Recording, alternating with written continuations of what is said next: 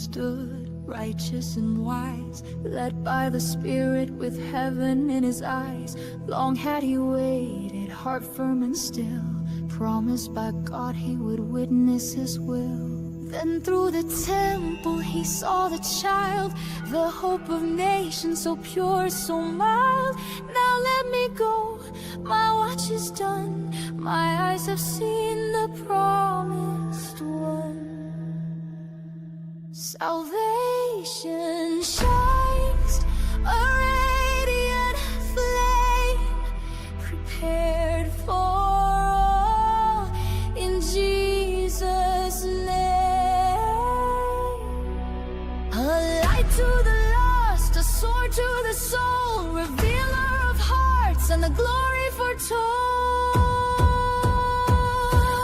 He is Lord, the Messiah, the great I am, whom we lift higher. The light has come, the darkness fades. He reigns in truth, he comes to save. There stood a woman, Anna by name, old in her years but steady in flame. She fasted, she prayed, she dwelled in grace, a witness of God in the holy place. Then joy arose, her voice rang free, declaring the Christ for all to see. Oh sing, oh rise, Jerusalem, redemption comes through Bethlehem. The child is here, the veil will break, the dawn has come, the world will wake. He is Lord, the Messiah, the great I am, whom we lift higher. The light has come, the darkness fades. He reigns in truth, he comes to save. Now it is mine, this holy hour. I choose the cross, I yield to his power. Forever Lord, forever Messiah. With all I am, I lift you high.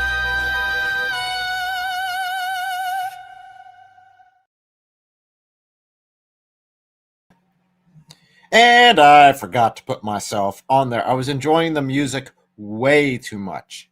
I got distracted by the music, guys.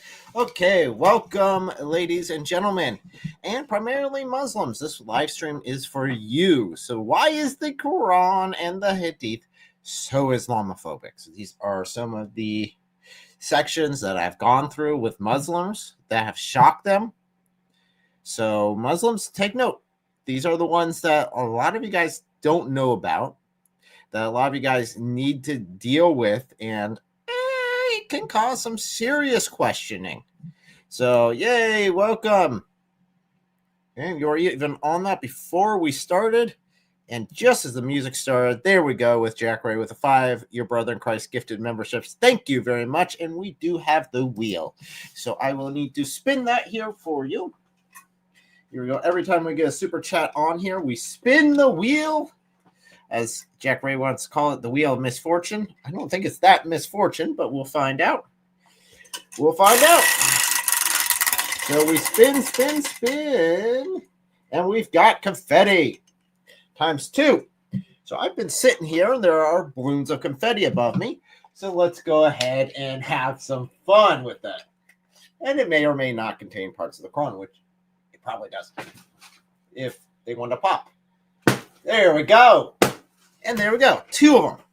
Fantastic. And I was smart this time and had my drink covered before I did that. Because if not, well, it becomes an issue. I've got pieces of the Quran in my beard. So what a way to start this off. Fantastic. Okay. let's go ahead and begin with our next little topic here, which is number one.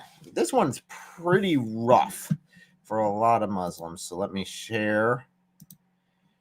Didn't forget. This is what happens when you get distracted by the songs. You end up forgetting to do everything you need to do to get going.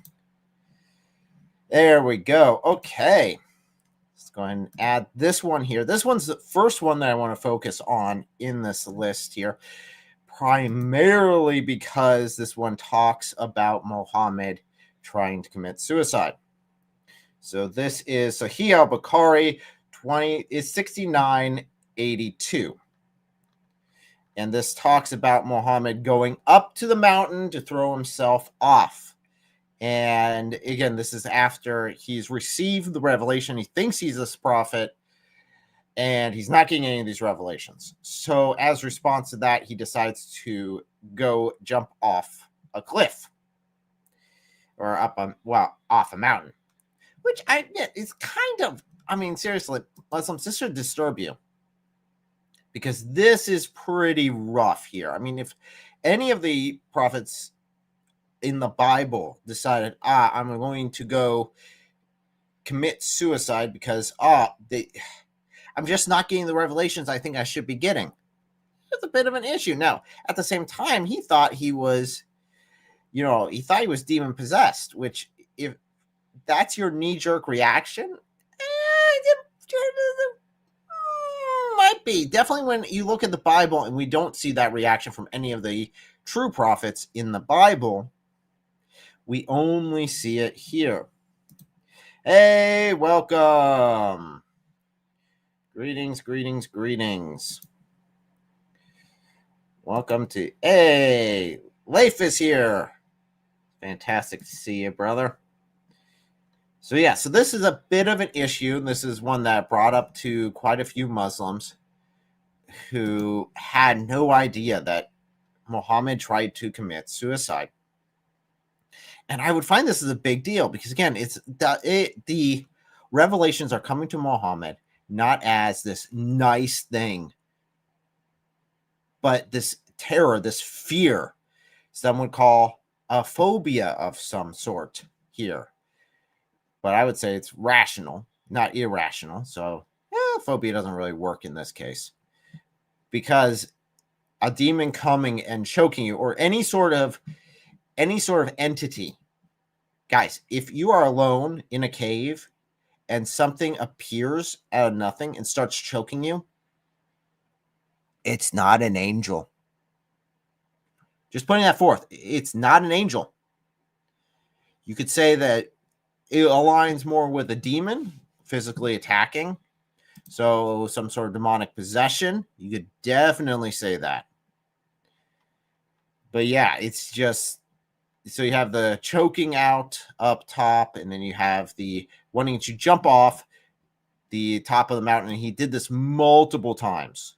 And of course, the angel Jabril would appear just as he's about ready to go. Kind of reminds me of those, you ever get the stories of those extremely controlling, like manipulative girlfriends who are like, if you don't answer me immediately, I'm going to kill myself. And it's like, okay, well, this Muhammad was kind of playing that game. Let's be honest here. Muhammad was kind of playing that game because he would go up to the top of the mountain, and he did this several times to throw himself from the top of high mountains. And every time, it seems convenient, he went up the top of the mountain in order to throw himself down. Jabril, or in this translation, Gabriel, would appear before him and say, "O Muhammad, you are indeed Allah's messenger in truth." Jeez. Okay, so he's so paranoid. He goes up there to kill himself multiple times, and every time he does, the angel just happens to show up, and there you go. There's the proof. Where is this in the Bible? Muslims, if you're claiming that this is the same angel that appeared to Mary, that has appeared to the other prophets. I want to see where this happens in the Bible, where you have someone going to commit suicide multiple times in order to test this angel, or in order to actually test Allah, because that's what it comes down to, right? Now, Jesus said something the opposite, which, whenever he was tempted by Satan, or Satan was doing the tempting, to throw himself down so the angels would come and pick you up and you wouldn't strike your heel upon the rock. He said, don't test the Lord your God. This is the opposite here. Again, we see the opposite coming from Islam, and this is something that we see consistent within the Islamic sources. We see the opposite message coming that we see in the Bible itself. Yep. If you don't answer this instantly, I'm going to ... Yep, exactly. Absolutely. And there you go with the link to that one. Actually, this is the link to the Hadith right here. So 6982. So it's in the same Hadith where you have the cave and then you have Muhammad attempting suicide. It's like right afterwards. He's just getting started. He's like, I'm just going off myself. This is it. It's too much for me. I'm just going to go jump off a cliff. Not the way I would expect a true prophet to start their ministry. I mean, you have Moses. No. I mean, all the ones they claim. So, no. Abraham, no. Isaac, no. You have Ishmael. Well, I wouldn't really say he's a prophet, but some Muslims would try to argue that. Again, we don't even see that in his case. Noah? No. What about Adam? I mean, Adam committed the first sin, got himself kicked out of paradise. He would be pretty depressed. Did we see him trying to throw himself off mountains? No, we don't. So it seems to be something that is very unique to Muhammad. Maybe you could say that. Maybe we could try to make that claim. It's unique to Muhammad. I would say it's a high chance and very, very obvious that he was demon possessed, and it ain't from God. His messages are not from God. So I definitely put that on the list. So that would be number one. That would definitely go to, of course, going on from there is something that comes up with Muslim women a lot because they are unaware of this. At least most of them are in the West. It's not something that's terribly shown, is the wife beating within Islam. So let me go ahead and share that here. We're going to start with the Quranic passage. And this one's got a bit of an interesting story with my wife, Elle, and Hatun while we were in Boston. It's a very interesting story. So right here, this is Quran 4:34. And if you have a second here, make sure to do that. Go ahead and Quran 3:43, the like button there. Make sure to beat that into submission so you're well aware of it. Hey, Yusuf, welcome. Muhammad was just one of a kind. Well, in some ways, I'd definitely say he's one of a kind. He was definitely nuts. But yes, he is definitely one of a kind as far as the prophets go. If they're trying to claim that he's a true prophet, because he reacts completely different, and the angel reacts completely different than anyone else ever, according to the Bible. And you can see that over and over, just real quick here before we dive back into the next section. In the Bible, you see a consistent... Oh my goodness, I got so much on my hat. Hold on. I did not realize I had that much on my hat. That was like 5 or 6 pieces. Okay. So in the Bible, we see a consistent attitude from the angels that appear. You see a lot of fear not. You see a lot of comfort coming in. You don't see that with Islam. You don't see that with Muhammad in the cave. You see fear, you see terror, you see horror, you see a physical attack going on. Where in the Bible, you see the messengers of God coming and comforting those they're messaging, giving good tidings, even when they have bad things to say. It's not like they're not going out just to instill unneeded fear. Definitely when it comes to a prophet. So if we had one of the prophets get a message from the angel, a lot of times it came with comfort. Fear not. There are sometimes that they offer up prayers to them, go down on their knees. Some refuse it. The angel of the Lord does not, which is interesting. He actually accepts sacrifice. So very, very, very interesting indeed. So again, this is an open call-in. Anyone is welcome to come in and join this live stream. If you're a Christian who has dealt with Islam, I would ask for your most powerful reference that you use with Muslims. Or if you're an ex-Muslim who wants to join, I'd ask what was the, linchpin that was, oh, shoot, I need to leave. Of course, this is open to Muslims who desire to refute me in one way or the other. But let's go on to wife beating with Quran 4:34. So we have right here, primarily, we are looking at the section right here.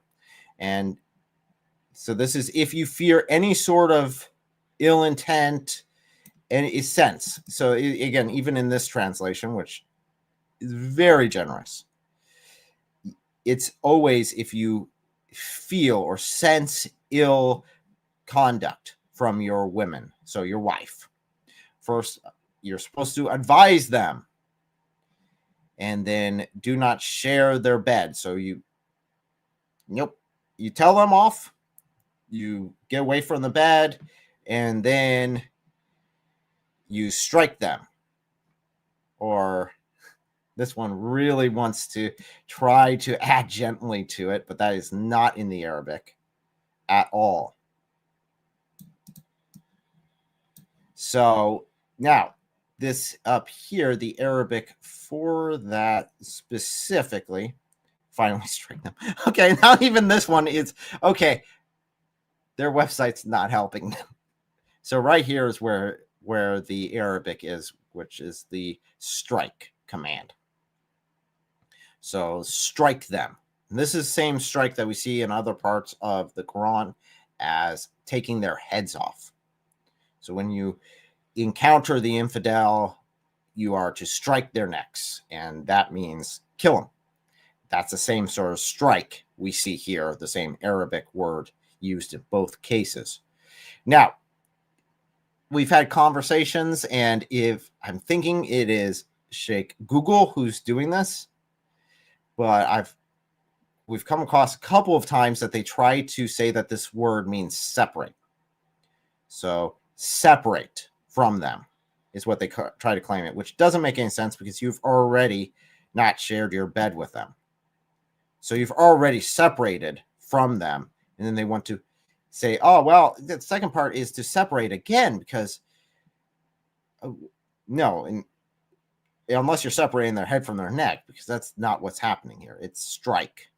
It's very clear that's strike. So we know that in Islam, you can have multiple times that this has happened come up in the Hadith, such as with the green dress, which I'll share here, which is Sahih al-Bukhari 5825 here, which in this, a woman comes up, she's dressed in green dress, and she shows Aisha her bruises that she got from her husband. Green spot on her skin. And according to Aisha, that is, in this hadith, that is greener than the dress that she's wearing. So she has been beaten, and it's not a light tapping. It is a pretty rough beating. And this leads Aisha to announce to everyone that I have not seen any women suffering as much as the believing women. Look, her skin is greener than her clothes. Of course, she's talking to Muhammad, and Muhammad does not punish the husband. In fact, all he does is tell the woman to go back to the abuser. Because after all, it is the man's right to have it. Yes, absolutely. If you fear makes one to, yep. So with the original verse here, let me flip back to that one, because that's a very, I think, again, that's a powerful point. Because it's not that you see disobedience or you see something out of line. It's not that they aren't listening to you.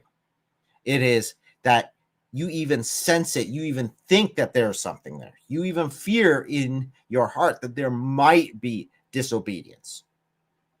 You are to then take these steps. You are to warn them, separate from them, from the bed, don't share the bed, and then strike them. So there's really no wiggle room there when it comes to it. So there are other references here, which I will go ahead and pull up, which are very interesting indeed. Yep, her skin was as green as her dress, which again, that takes a bit of hitting. That's not just a little light slap. I mean, that is a serious injury that's required to cause. Now, different people bruise differently. And in parts of your life, you can bruise differently when you get older as well. For example, I never bruised when I was younger, or it took a lot for me to bruise when I was young. I am not as young as I once was.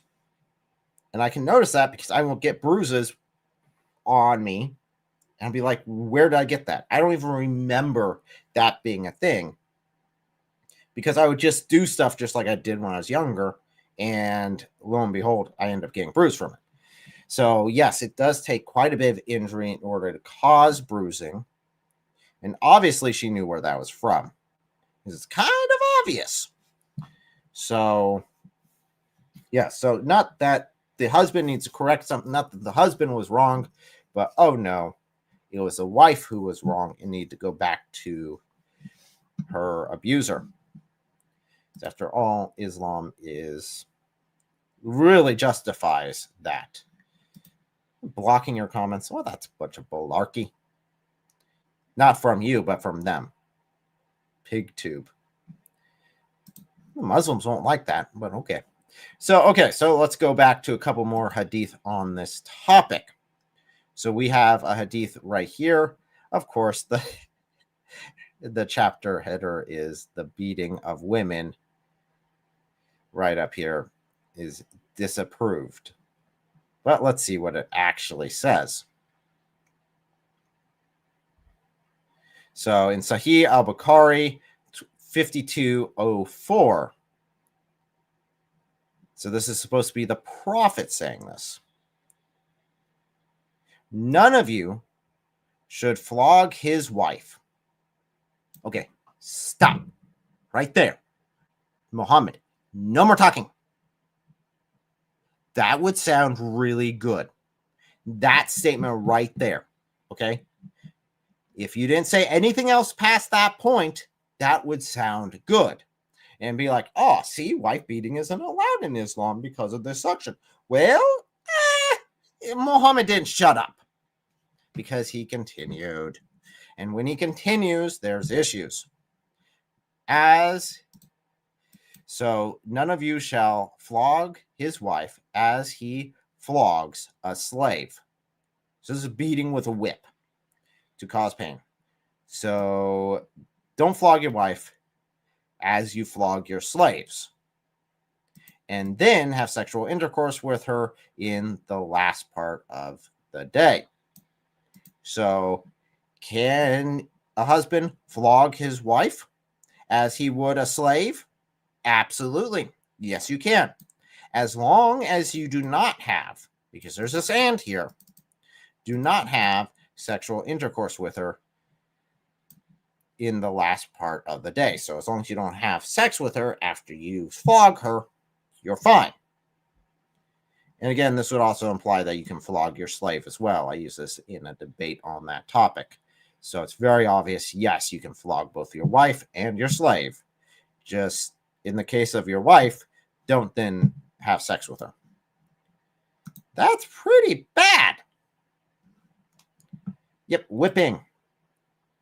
So this is like not nice. Like, this is not like, some weird sex thing. This is specifically, it specifically separates out as you can't have sex with her. So this is like, you're flogging her. You're beating her with a whip. But you can't have sex with her that night. So there you go. That would be the condition where you're not allowed to have it. Yes, hit the like button. Flog that like button. Andrew, we're on the same wavelength there. Because I said that as soon as I saw that pop, right before I saw that pop up. So I said it about the same.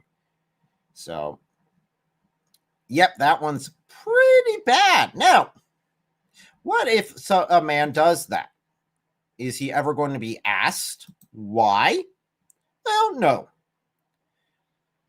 So this is, again, a chapter regarding hitting women. So again, hitting women. We already saw that there is a section that does not allow hitting women, which, of course, would then imply as long as you don't do what it says not to do, you're fine. So, and here you go, and even this one is, they would say, is weaker, but there are many hadith that say this. So this is not the only one that says this. A man will not be asked as to why he beat his wife. So you're not to ask a man. You're not supposed to ask a man. It is a man's right to beat his wife. According to Islam, you have no right to ask it. If you ask, well, then you violated it. So, and then let's go and share this hadith here. Right here is another one where, again, aligns. So these would be two hadith that both agree on Muhammad saying this, that no man shall be asked for the reason of beating his wife. So you can't ask, hey, why did you beat your wife? Your wife seems to be limping. And I saw you, flinging around your whip. Why? No, not allowed to do that. You can't do that. You cannot ask why. Man.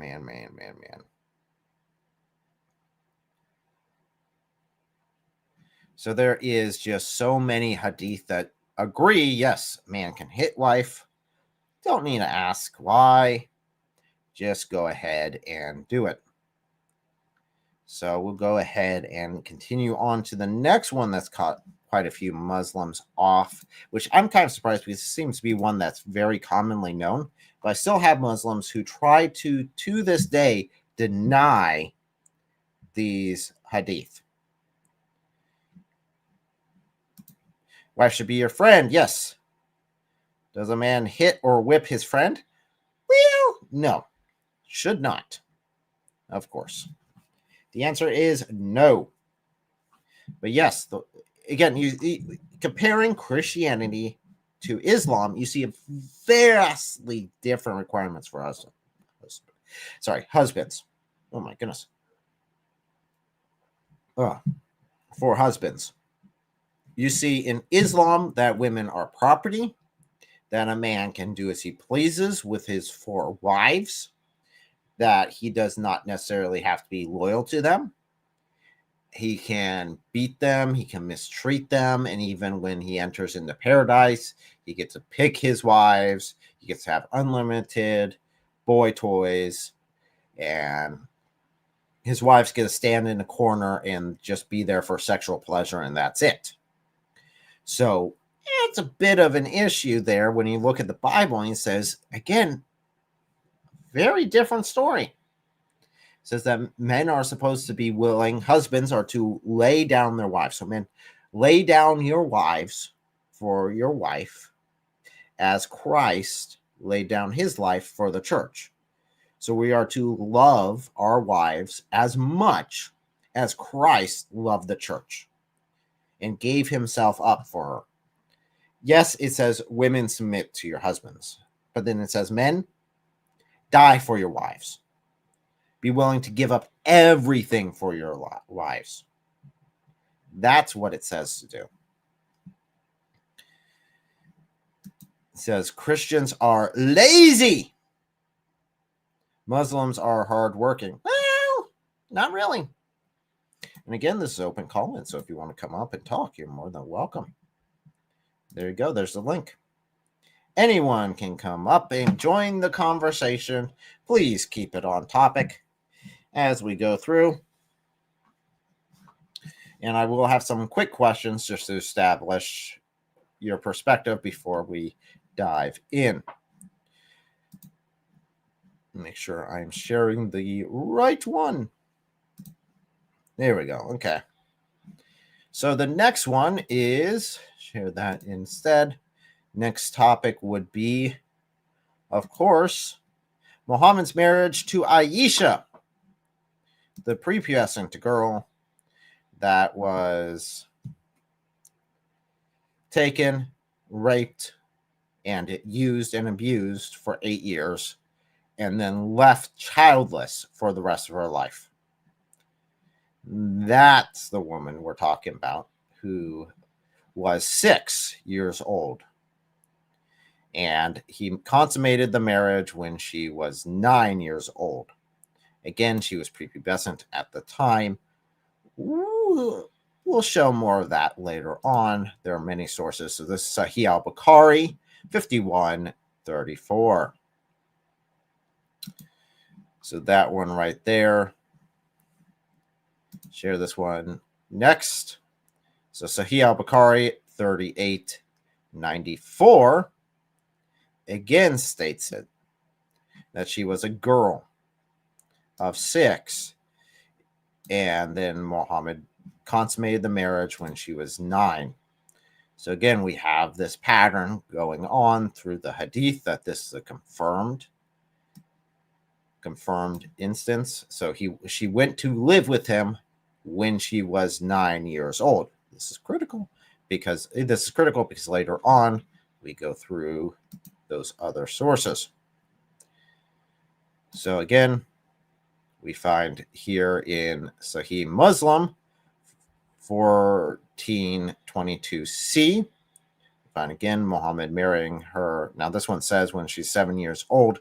There might be some sort of slight variance in that, depending on what time of year it was and how you measure it. So I could kind of see where they might get that wrong, but again, agrees that she was 9 when Muhammad consummated it. So she was taken to his house when she was 9. So share this one here. This one is the most powerful one that I've definitely used with Muslims, highlighting this because they will try to say, oh, no, she already passed the age of maturity. It was all okay. It was all accepted. It was all fine. You know, she definitely was not prepubescent. Yeah, not so much, according to Sahih al-Bukhari 6130. So this one here specifically talks about her playing with dolls. So this is when Muhammad has already taken her to be with him. He's already consummated the marriage with her. And then he used to enter her dwelling place. They used to hide themselves. So her companions used to hide themselves when Muhammad would enter, but the Prophet would call them to join and play with me. Now, they were playing with dolls. See, now this is the caveat because they had to clarify this because it was abnormal. If this was something that was normal, then they wouldn't need to clarify this. The playing with the dolls and similar images is forbidden, but it was allowed for Aisha at that time. Why? Well, as she was a little girl, not yet reached the age of puberty. There you go. She's not yet there. She hasn't reached that age. So you could say, well, maybe this doesn't really mean that. Well, no, there's also other hadith here. So let me go ahead and share this one here. Again, greatest Sahih. So the messenger of Allah married me when I was 6 and consummated the marriage with me when I was 9.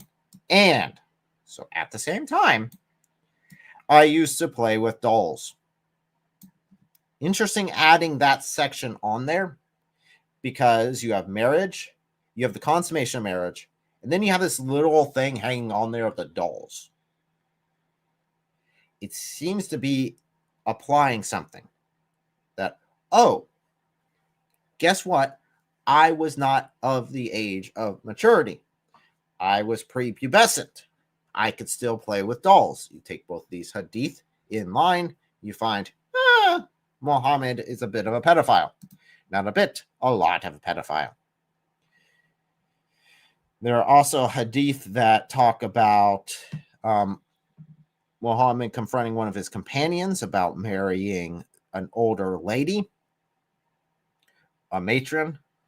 When Muhammad then confronts, said, why didn't you marry the little ones so you could fondle them while they play with you? It's like, dude, this guy was sick.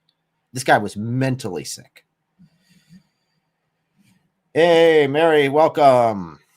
You want to jump on? You're more than welcome to join. Anyone can call in at any time. So this is an open call-in. The call-in link is pinged at the top. Rebecca was not 6. Already absolutely disprove that. That's just a joke at this point. Anyone that says that has never read the sources at all. I'd recommend you watch the video I have on that topic. It goes into the sources. It goes into the measurements. It takes your claim seriously and examines it. And it doesn't hold water. Unlike the massive amount of jars that this little girl is supposed to have carried. Heavy, heavy jars.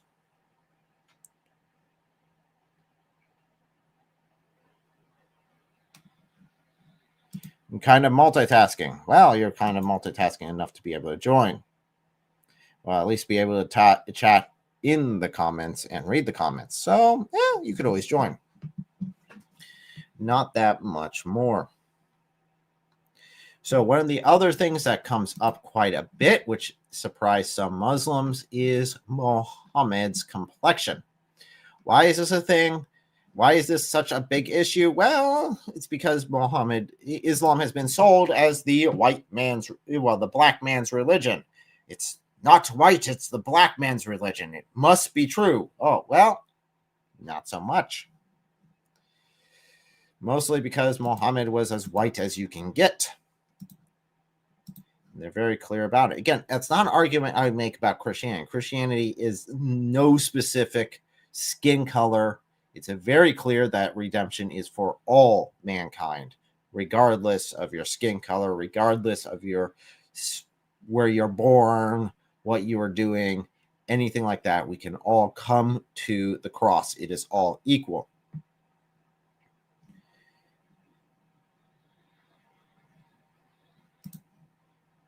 Yeah, well, the problem with that is it contradicts a lot of the other hadith.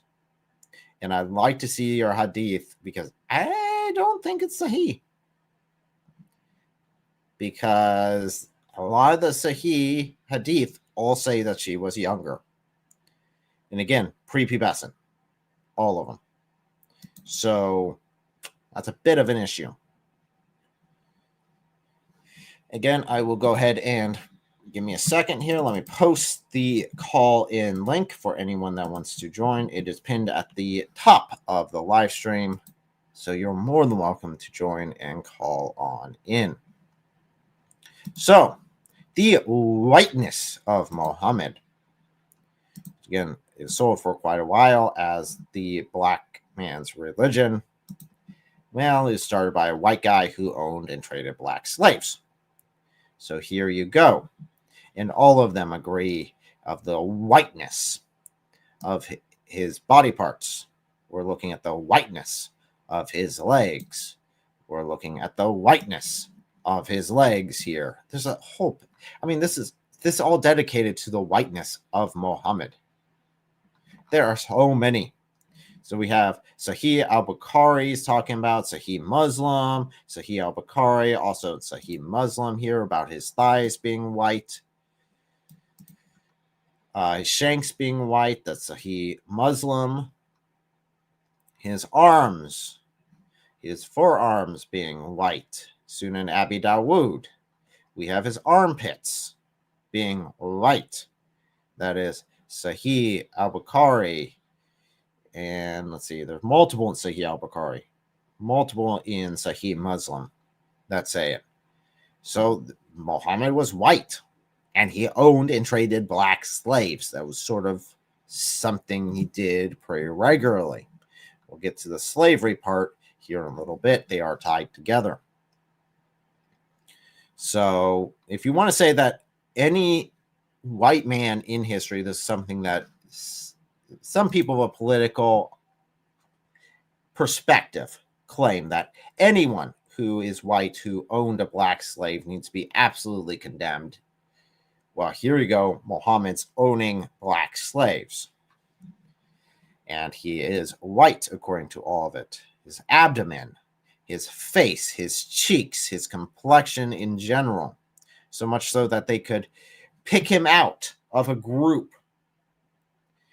Here you go in Sahih al-Bukhari 63.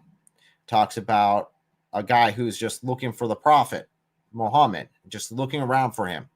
And the companions say, oh, he's over there. He is the white man reclining on his arm. So much, so his whiteness was so plain that he could be picked out from a group just based upon the color of his skin.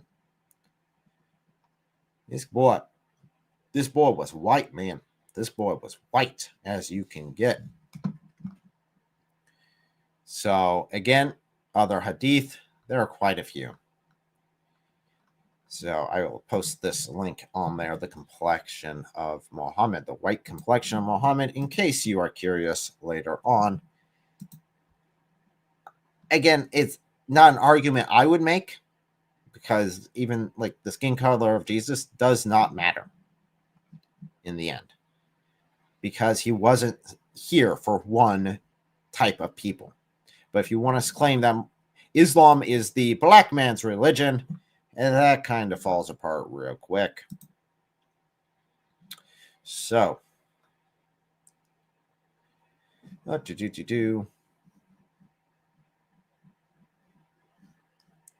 So let's go ahead and continue on. So the next one in line that has come up quite a bit that's good to share is slavery in Islam. Because in the West, slavery is like the worst thing.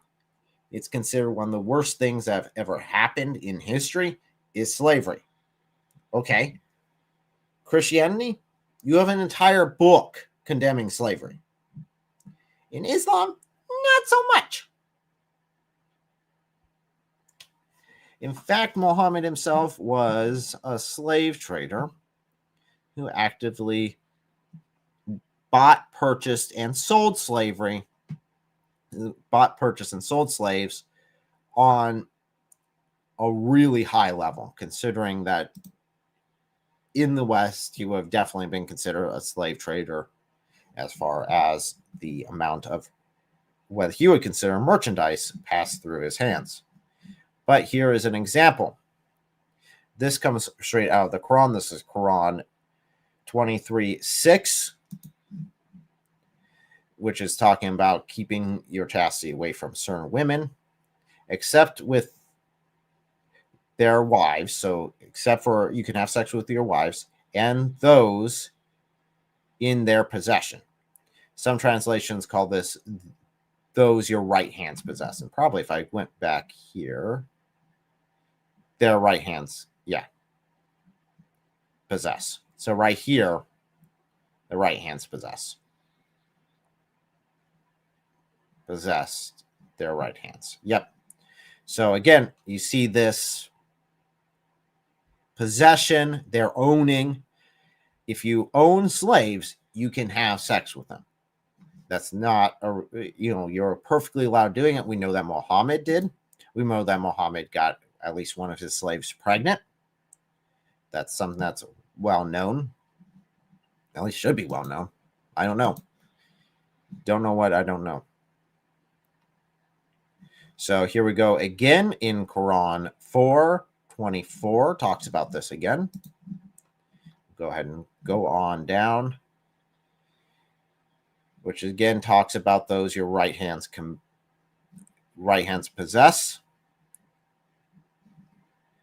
Also, it's forbidden are women, married women, except female captives in your possession, except those your right hands possess. Again, it doesn't matter. In fact, under Sharia, you are allowed it just by capturing women in war. If they just go out there and a woman is taken captive, her marriage is immediately annulled and she is immediately put into slavery. Just by the very fact of having being captured in it. Yes, it is allowed to have sex with slaves and wives in Islam. Yes, absolutely. That's an issue. So you're allowed to have up to 4 wives. You don't have to be faithful to those wives because you can have unlimited sex slaves. And you can have sex with as many of those sex slaves as you want.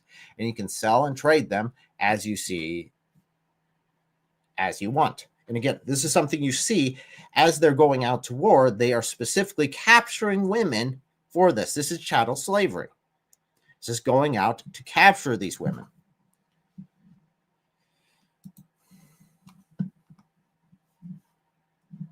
Yep. Slave got pregnant and delivered a baby.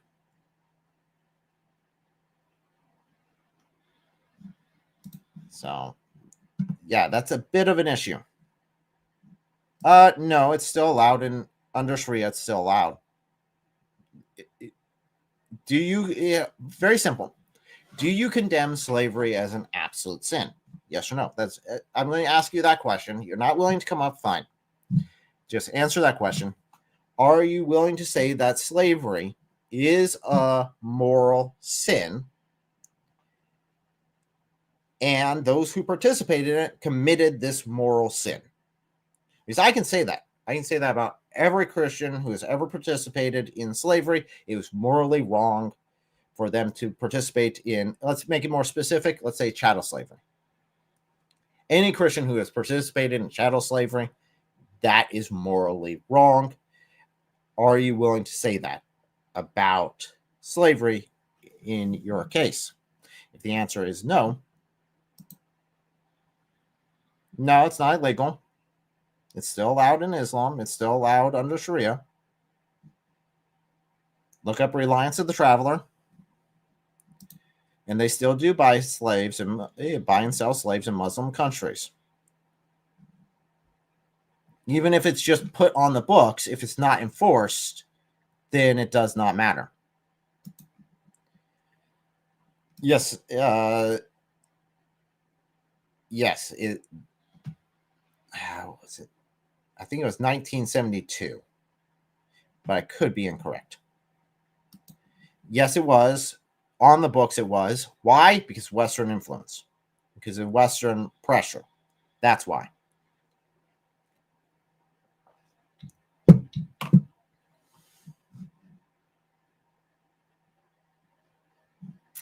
I don't remember if there's a specific hadith that says that she didn't reach it until the age of puberty. If you want to come on and show me that, I'd be more than interested to see that.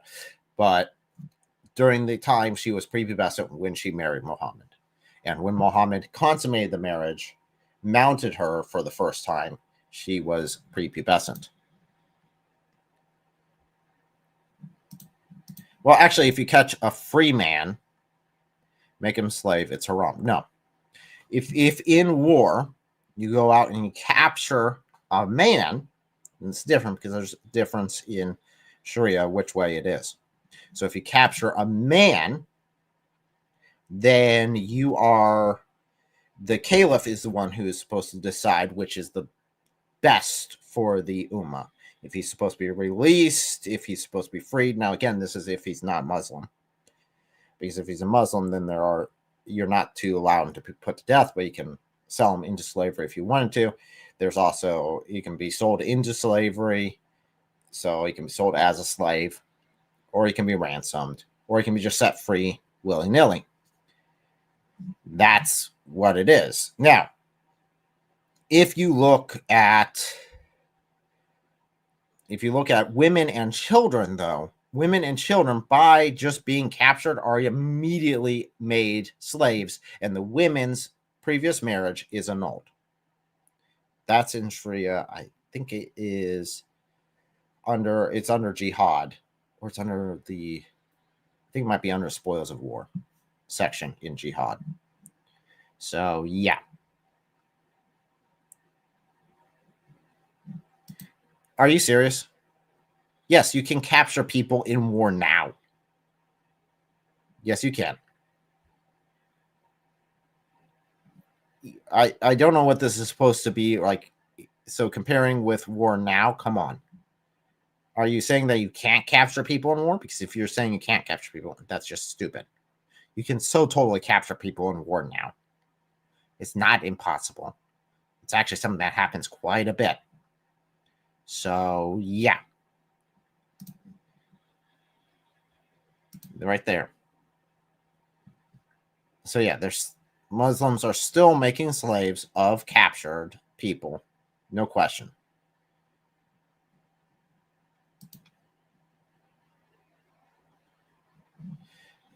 We have a question here, the super chat. So we need to spin the wheel. But the question was from the White Trash Panda, which is awesome. It's been a member for 4 months. Fantastic. Do you think if the founding fathers had outlawed Islam, that it would have been better or worse for the world in terms of, I don't know, combating the ideology? I was just thinking the answer for that, because it that sort of crosses a line. What is religious freedom? Because Islam is not just a religion. It's not a religion like Buddhism is. It's not a religion like Judaism. It's not a religion like Christianity is. It is a full, like, complete system of government and of every aspect of a person's life, as well as a religion on top of that. So it's cancerous in that part. And I could definitely see, if you're saying Sharia itself, Sharia should be banned completely in the United States. No questions asked. Absolutely banned. The problem with that is then you get people complaining that that's part of their religion. And some people say, oh, it's only a dietary restriction. I'm like, I've read Reliance of the Traveler, and we'll be pulling it up later on, which is a Sharia law handbook. It's not just that. It's quite a bit more. And it gets pretty heavy. So thank you very much. Let me go ahead. I only have one confetti balloon above me. So let me see here what we get.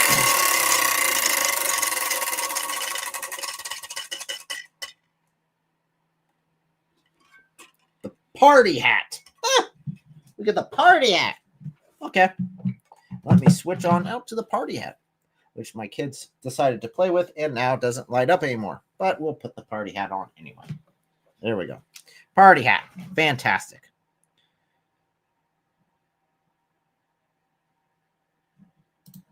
What on earth are you talking about? The war system is different. The war doesn't really happen on a large what? With soldiers like chess and families vulnerable after war. Today's no. What on earth are you talking about, dude? I mean, if we look back at World War I, World War II, both of those were extremely large scale. If you're saying within like the last 10 years, so there hasn't been large scale like on there, but it would definitely be comparable in number of people fighting to like the time of Muhammad, those sort of time periods. You still see war on that scale.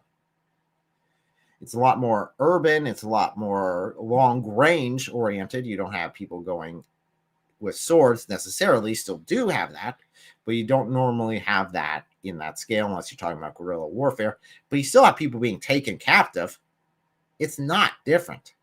You still have people taken captive all the time. You look at the attack on Israel on October 8th. There were people captured there. You want to say that that was part of an ongoing war that happened long before that? Sure.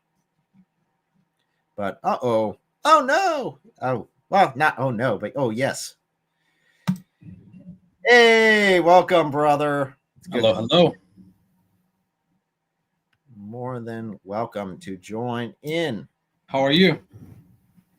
Oh, good by the grace of God. Had a lot of fun over in Boston with the trip over there, but now I'm back home and starting to wind down for Christmas. What about you, brother? Looking good with this new hat. Oh, it's very nice. The white trash panda seemed to have donated it. All right. Yeah, I'm good. The family is good. Do you have a good Thanksgiving? Yes. Had a lot of fun with the family. Unfortunately, kids ended up getting sick, so we weren't able to visit as many people as we wanted to, but we still were able to spend some time with family. Okay, that's good. Praise God. I was hoping that you would have a customer or two. I was cooking anyway, so I'm like, yeah, I'll wait a little bit. Maybe someone will come in. I saw some people in the comment section, and I thought maybe they sounded like they're Muslims, so I thought maybe someone will come on. I was hoping, but we'll see. I mean, so far, it doesn't seem to be anyone willing to step up. I mean, other than trying to deny war is war and that people get captured in wars still, which is confusing. It's not. I don't know what history books he's reading, but they're not very good. So they're claiming that people don't capture people on a war? Yeah, so it's like war today is completely different, according to him, and they don't get captured. So they don't. The whole slavery thing doesn't. Tell me what happened when Hamas did the attack, and how many years we've been waiting for these people who were captured to be released, hostages. Absolutely. What do you think happened to these people? I mean, those were treated. Here's how I look at it.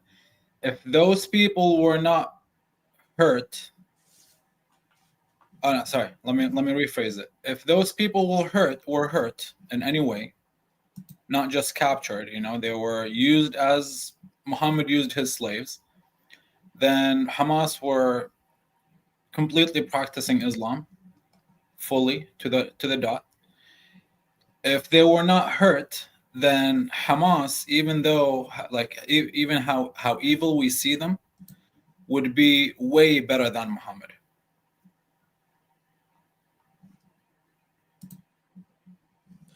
Absolutely. And again, we look at provisions of the afterlife, pages 30 through 31. And that lists Muhammad's slaves, and there are over 40 slaves listed on those pages, both male and female, primarily female, but some male slaves being listed there. And we know that it's not all of them because the sources mention more slaves. So if you're talking about 40 slaves, that's more than just, I have got like 2 slaves. No, considering down in the looking at the American slave trade down in the southern part of America, you saw some anywhere from, I think it was 5 to 10, where like those were considered like massive slave owning groups. 40 plus? That's a lot. True. It's a lot of slaves to be going through. And it's more than just, hey, I'm keeping these for personal use. It was definitely that he was trading them. And we do have hadith that he traded 2 black slaves for 1 Arab slave so that he could free the Arab slave afterwards. But he had 2 black slaves just on hand to throw them to him. And there are lots of references of his slaves throughout the hadith. And to make it worse, when this act is done by the best example of mankind. Yes. That's what makes it worse, because it is not just, because if it was just some random Muslim who did this, that would be a horrible example for us to pull up. Because, I mean, there are plenty of Christians out there that aren't Christ-like, that don't actually practice, don't do it perfectly. Well, none of us do it perfectly. So all of us have fallen short. So none of the Christians should be pointed to as being the example for Christianity. It's Jesus who's the example that we are all striving to be like. In this case, though, in Islam, it's Muhammad. And guess what? He's over here trading slaves, beating women, occasionally trying to commit suicide. This doesn't seem like the best example for all mankind, in my opinion. And, it's not just him. He's so-called prophet, so-called best example for all mankind. He's also not saying, not a single word that comes out of his mouth that comes out of him. Things that he say, anything that he does is a revelation. So this is his God telling him to do all of these things. So it's not just him saying these things are okay. No. My God is saying, not mine, but his God is saying, it's okay for someone to have slaves. It's okay for someone to beat their wives. It's okay for someone to rape their slaves. Having multiple wives, going and capturing people, attacking caravans, all of these things that he did, which are, if someone does them today, we call them a criminal, we call them a pedophile, but it was okay for Muhammad to do all of these things. It was okay for Allah, his God, to tell him it's okay to do that. Anything that he wanted to do, he said, Allah told me it was okay. It's either made it to the Quran or it makes it to the Hadith. Or if it doesn't, Muslims will say, well, he's a prophet, so he's I'm sure he's allowed to do this because he did it and he's a prophet. He wouldn't do anything of his own. He wouldn't say anything of his own. So it makes it really, I mean, he makes and this is not just me saying this, leaving Islam. Most people who left Islam that I talk to, whether they came to Christ or they become atheist or agnostic or whatever, most of them will say, especially those, not the ones who became Christians, those who became agnostic or atheists will say, if it's not the God of Islam, if the God of Islam is not the true God, then no God is the true God. There is no true God, because they grew up in a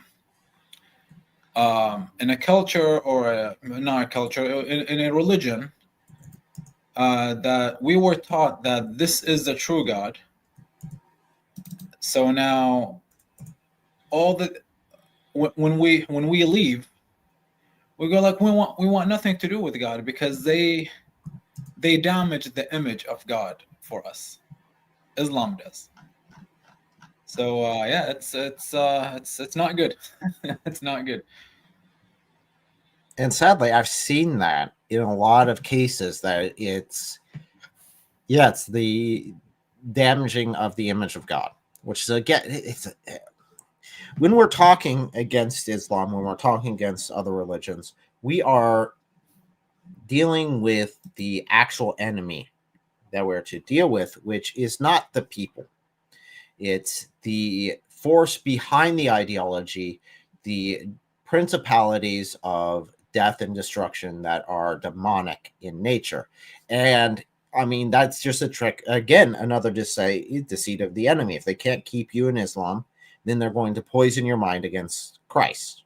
So they're going to poison your mind to keep you away from him, because the true enemy of Christianity, the devil, does not care if you're a Muslim or an atheist.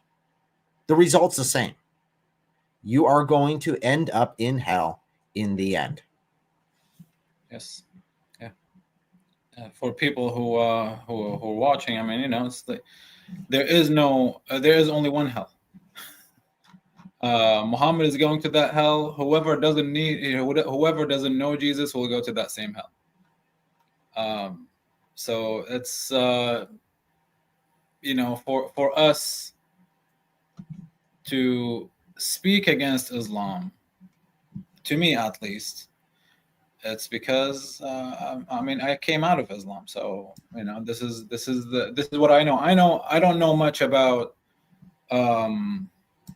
the Buddhists. I don't know much about you know, like yeah, I should learn more. And you know, it's not only the Muslims that are invited. Everyone is invited to know Jesus, and it's our job to invite everyone and tell everyone about Jesus. However, it's people that we can work with. I can work with Muslims, not because I hate Muslims and I want to go and bash Islam and talk bad about Islam. And I love the Muslims. My whole family is Muslim. I love the Muslims. I hate Islam. So this is what I try to tell people when I talk to them. When I say anything against Islam, I'm like, hey, I have nothing to do against you. You are made in the image of God. You are a human being just like me. I have nothing. I'm not any better than you. I'm just inviting you to know Jesus. The God that you think is the true God is not the true God. And for those reasons, I will give them reasons. Reason 1, 2, 3, 4 from the Quran. And yeah, you know, many reasons. And I really, you know, I really believe deep in my heart that Allah of the Quran is Satan.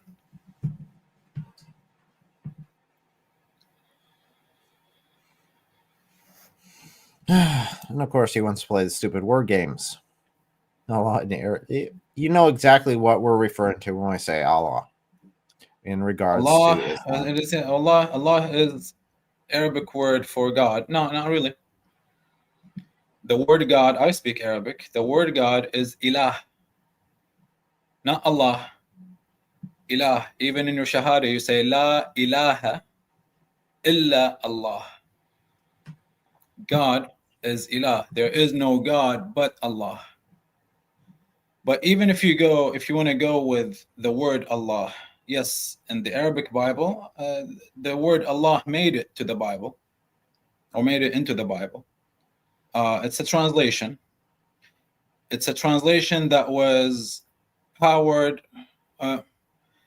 It was the Muslims were keeping an eye on these translations, so the Christians had to put the word Allah in it.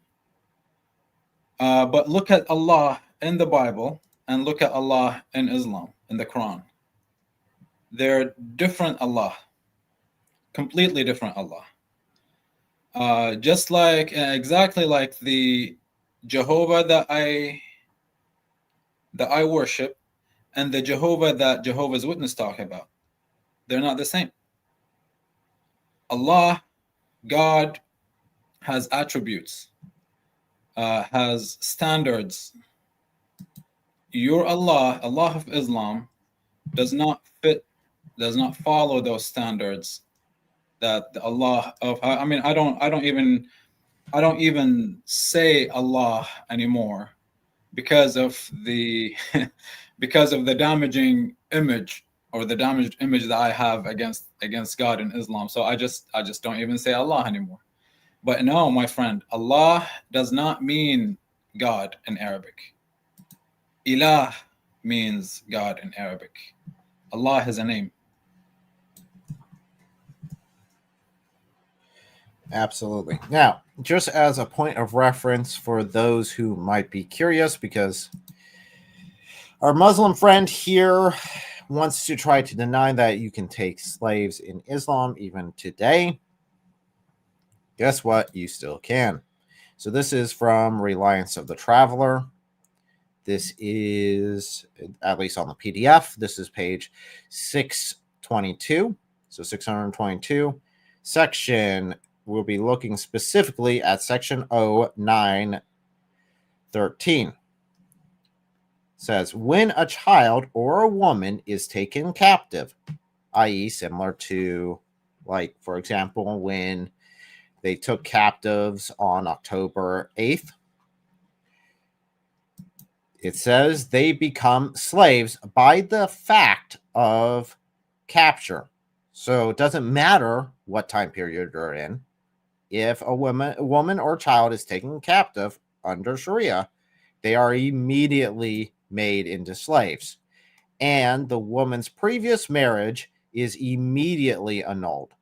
So it's immediately wiped away. So she's back on the market immediately. Now, they still have the waiting period, yes. But after that, she is fair game.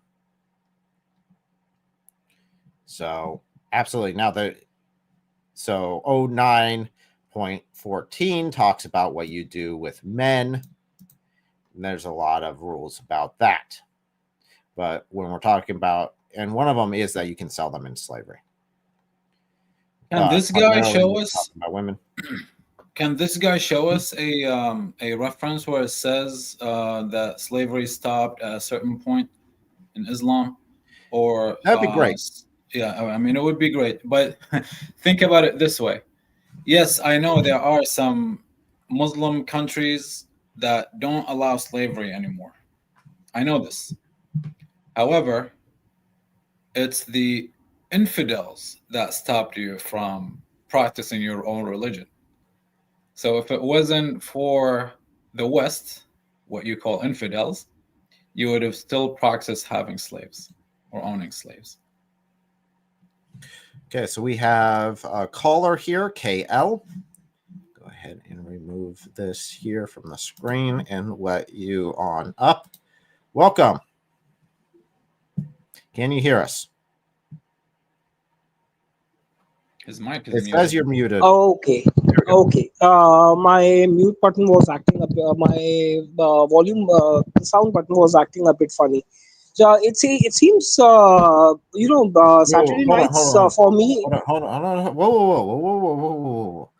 When you call in, we need to establish some things. I didn't have to for Yusuf because he is a regular. So the audience is already aware of his position, but I just need to establish with you what your position is before we continue. Okay, so what is your position as far as, now I saw in the chat they said you aren't Muslim, you're not ex-Muslim. What are you? No, I'm following Hinduism. Okay, following Hinduism. Okay, so that's good. That's just a reference point for me to know where you're coming from. So thank you very much for that. So as I was saying, Saturdays seem to be a good time to connect with you. The last time I had connected with you about I think it was about 4 months back. I had requested you to be a Muslim apologist, and we had a 20-minute discussion. It was a rather educational and fun-filled chat. So just looking to repeat the experience. That's it. How are you, brother Eric? All good? Good. So you had the conversation with me. I'm sorry, it's been About a 4 months. year. There's been a lot of It's things going on. it's been So 4 months. No, in fact, I didn't take your permission then, and I do apologize because that portion of our discussion, I made a video out of it, and I put it on my channel, and I labeled it educational and fun chat with brother Eric. And whoever has watched it has been like, you guys were actually having fun. I was like, see, it's miraculous, how God brings like-minded people together. He's Christian, I'm following Hinduism. We have nothing in common. He's in the US, I'm based somewhere in the Middle East. We are like, worlds apart. But that's the magic of the internet, and of course, let's say the magic of the Lord. So yeah, we can have conversation now. Just for clarification, in the future, anyone could take Right. any video of mine, clip it up, snip it. Please don't, as long as you don't like make me say something I didn't actually say. Don't manipulate it. I don't have. No, absolutely not. You can post it Yeah, anywhere. I'm just saying it for broad stroke for anyone that's currently watching or anything like that. I don't care. Even if you take the full thing and just repost it. I don't care. yeah, it was the whole thing. It was the whole thing. No snipping anywhere, no editing anywhere. I think the only editing I did was because when I speak, I am not very sure of my words. So there are like certain pauses, and and So what I did was I just ran it at 1.2x, and that was the only editing that was done. It was a 28-minute discussion. It boiled down to 21 minutes. That's it. Nothing more than that. Yeah, no issue with that. And that sounds good. And you All have right. my blessing to use it as you see fit. So, All right. on that end, let's go ahead and I'd be curious to know your impression. Now, I haven't asked Yusuf yet. I do want to ask him what some of the key verses that he thinks are critical to go over. I will ask you a similar question from your perspective in a little bit. Let me hear from Yusuf what key verses or ayahs and hadith you think it's critical to take a Muslim through to highlight the issues within Islam. Yeah. I think I shared this with you before, but my biggest issue against Islam was women in Muhammad's life. So not necessarily a certain verse or a certain hadith. It's just women in general in Muhammad's time, in Muhammad's life. The treatment of women, the woman that he got involved with, quote unquote, married, and in his prophethood time, for the 23 years of him being a prophet, research shows that he's been with over 60 women. And my issue was, in today's technology, if someone told me that he's been with 60 women within 20 years with today's technology and today's hospitals and the great doctors we have and the great medicine that we have, and I would be scared to shake this guy's hand because of diseases and stuff like that. So that was my biggest. Of course, there are the story of Zainab and Zayd when his adopted son's wife, or his daughter, basically his daughter-in-law, that he took from her husband. There is the wife, the Jewish lady, Safiya from Khaybar. There is Aisha, the child wife. The treatment of Thoda, how he did not even argue when she She was scared to be divorced, like his, to be divorced from him, and not having anyone to spend money on her. He just for the thing that she offered. Okay, I give my nights to Aisha. Just don't divorce me. And he goes, sure. Like, what do you want me to say? So again, treatment of women, how in the Hadith he basically showed how women, even Aisha complained about it. You made us equal with donkeys and dogs, right? So yeah, I mean, it's just women in general in Muhammad's life. That's the biggest argument that I have against Islam. Which I was traveling to a Islamic center to discuss with imams, and the way they were arguing these or trying to solve these arguments with me, it was all with lies, a lie after a lie after a lie. So I have to. It would have been a lot easier for someone to tell me the truth, and I come back with more questions. But for me to have to ask a question, I would be answered with a lie, and I go home and do my own research and figure out that this is a lie, and I'll have to go back to that same imam. He's not necessarily available next week. So it might take me 2-3 weeks until he's available again. This is where it gets a little bit tiring.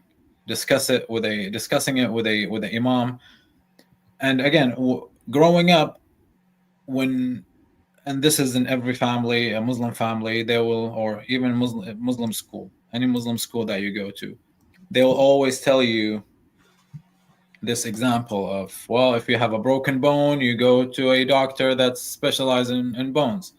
If you have a problem with your stomach, you go, it's like there are people who are experts in one part that you have to go to. So if you have a problem with religion, you don't go to your neighborhood mechanic and ask him. You go to a imam. So this is what I was doing, but then I found out that the imams are lying, so it was more difficult for me. So if I'm following your way of doing a great research or asking the right people, I'm thinking I'm going to the right people to ask, but then those right people, so-called right people, they're lying to you about Safiya. That was the Jewish lady. Many weeks that I was going there, and they were like, no, it wasn't rape. I called it rape. He got upset. No, astaghfirullah, this is not rape. This is just this is how it was at the time. He actually convinced her of Islam, and she accepted Islam. And I'm like, it cannot happen. That cannot be true. From Khaybar to Medina, I walked it on my own feet. It's not far. I walked it not by choice, but I walked it 4 hours. It took me 4 hours. It took me as a child 4 hours to walk from Khaybar to Medina. So with Muhammad, it's supposed to take way less time because he was on a camel, most likely, or on a horse. It shouldn't take him that long. You're trying to convince me that they had to stop on the way. They had to camp. He had to rape her there and stay the night in the same spot, to the point that someone was walking around his tent to protect him. He comes out and he asks, why are you walking around? And he goes, well, this is the daughter of their chief. They're not going to leave you alone. They will come and help her. They will come and rescue her. They will kill you. So I'm here to protect you.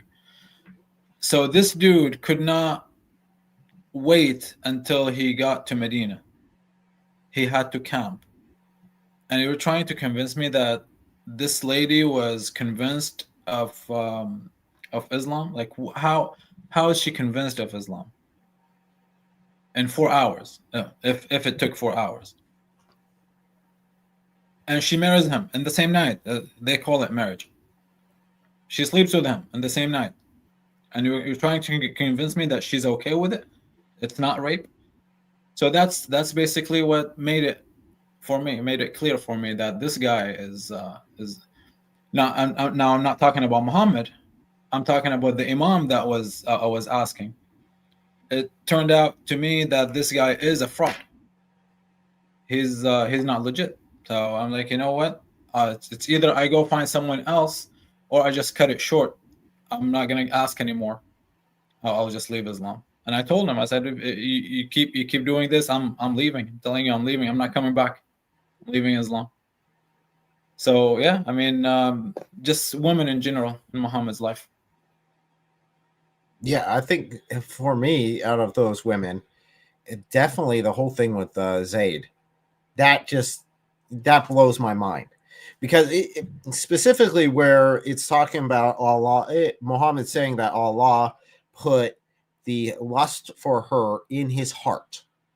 He was lusting after her in his heart, and that was Allah who did it, and then Allah justified it.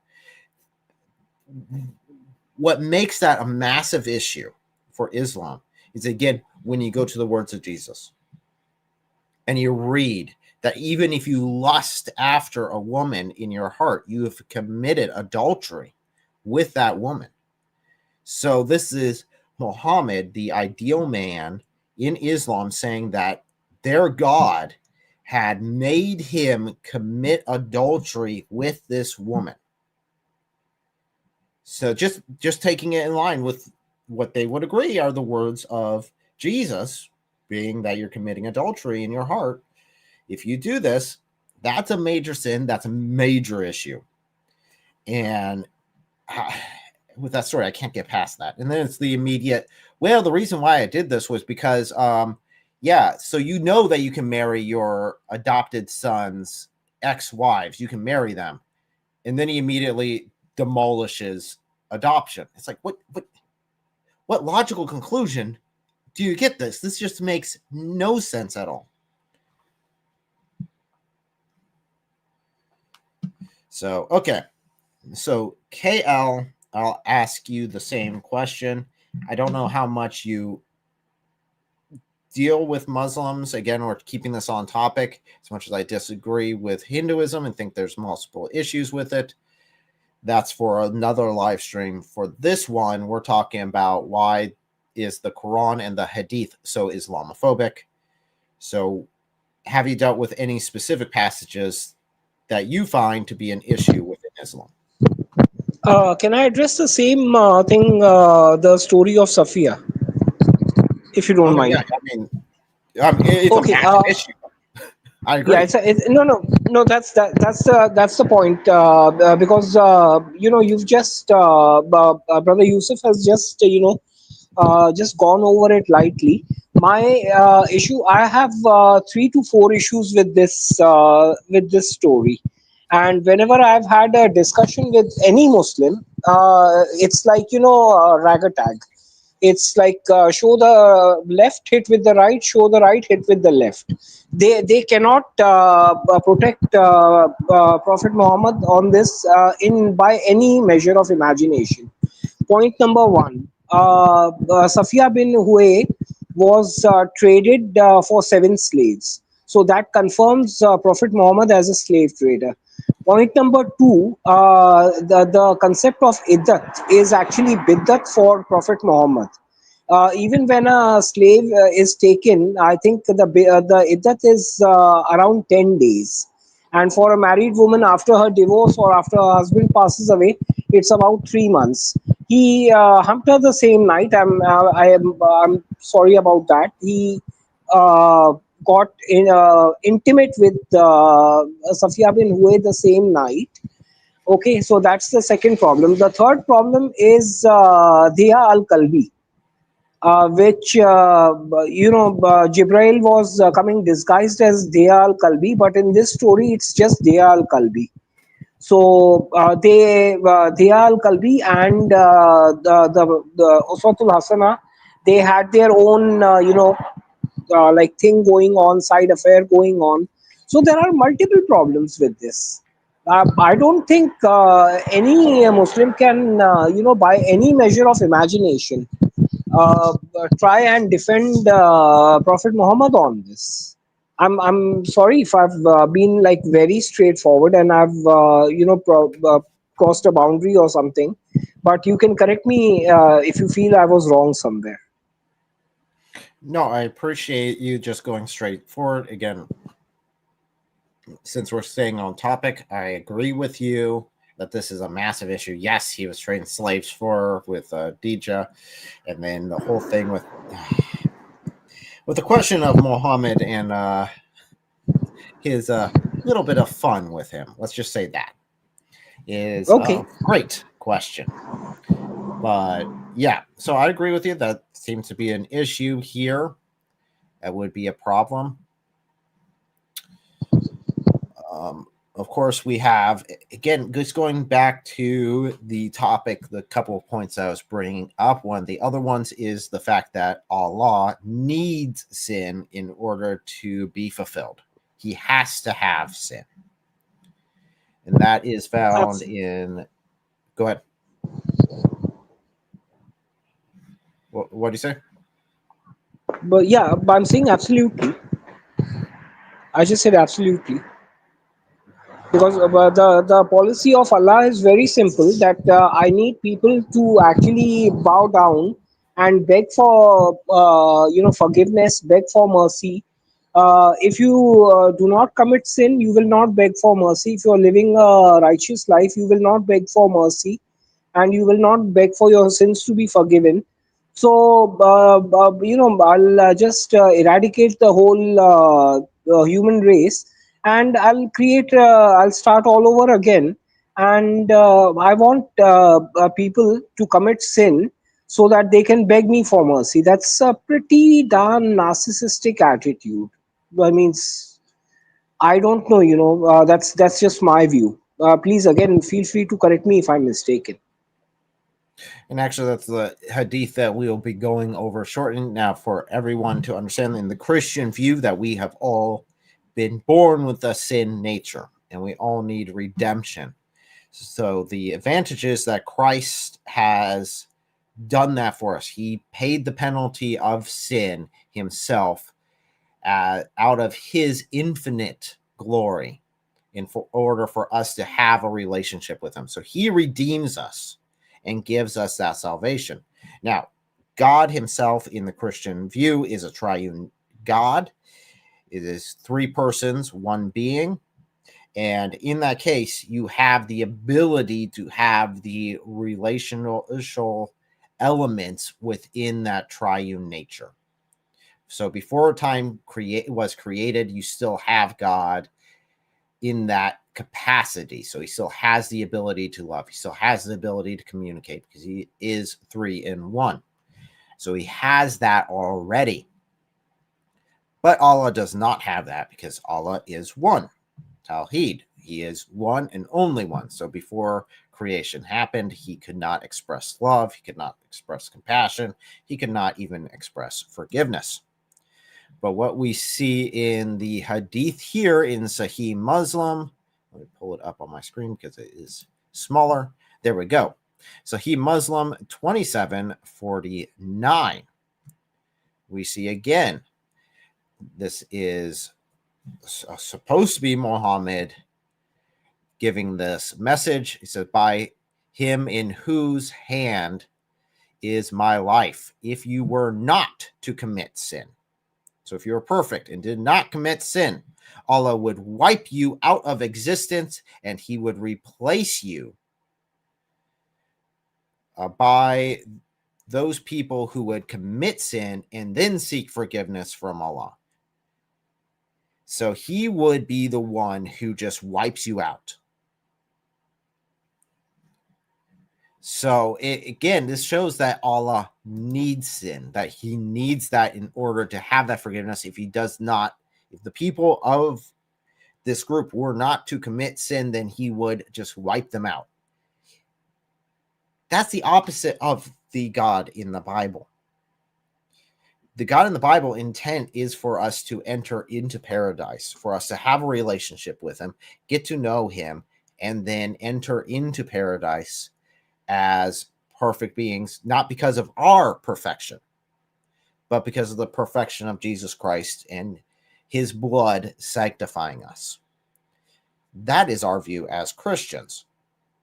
Here you have a God who already has perfect people. He already has perfect people. He's like, I just wipe you guys out and start over because I need the sin. I want the sin because then I can forgive you. That it's crazy in my mind. Again, it's a different view on what sin is in Islam as in Christianity. But according to the Christian mindset, this is just absolutely insane. Then notice too, this same God that will wipe out the people who don't sin to create people who sin to repent so that they can go to Jannah and then they can do the things that they repented from. They're actually in Jannah, in heaven, in the Islamic heaven. They are rewarded with the same things that they were not supposed to do on earth. So that's what I was saying earlier. God's image is so messed up in Islam. So those who leave Islam, they go, well, I don't want anything to do with God. If that's the God that I learned about my whole life, and then while you were believing in that God, or at least you were taught that the God of Christianity is, well, which one you're talking about? They worship 3 gods. This is what you were taught, right? Your whole life. So that God is out of the picture. You're not going to that God automatically.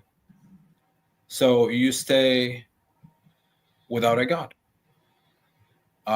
You continue your life with no God. But hey, you did not go anywhere. I mean, you might as well stay a Muslim,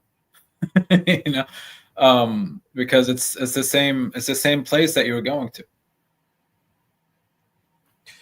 Do you remember that this is the God who says that he's the one who guides and misguides? So he's the one who's guiding you to sin.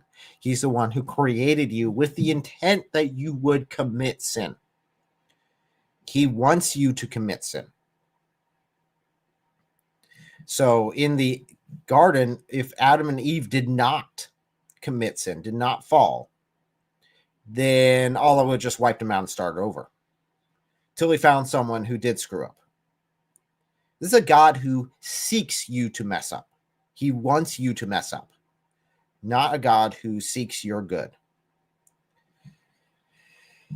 KL, do you want to give any of your 2 cents on this?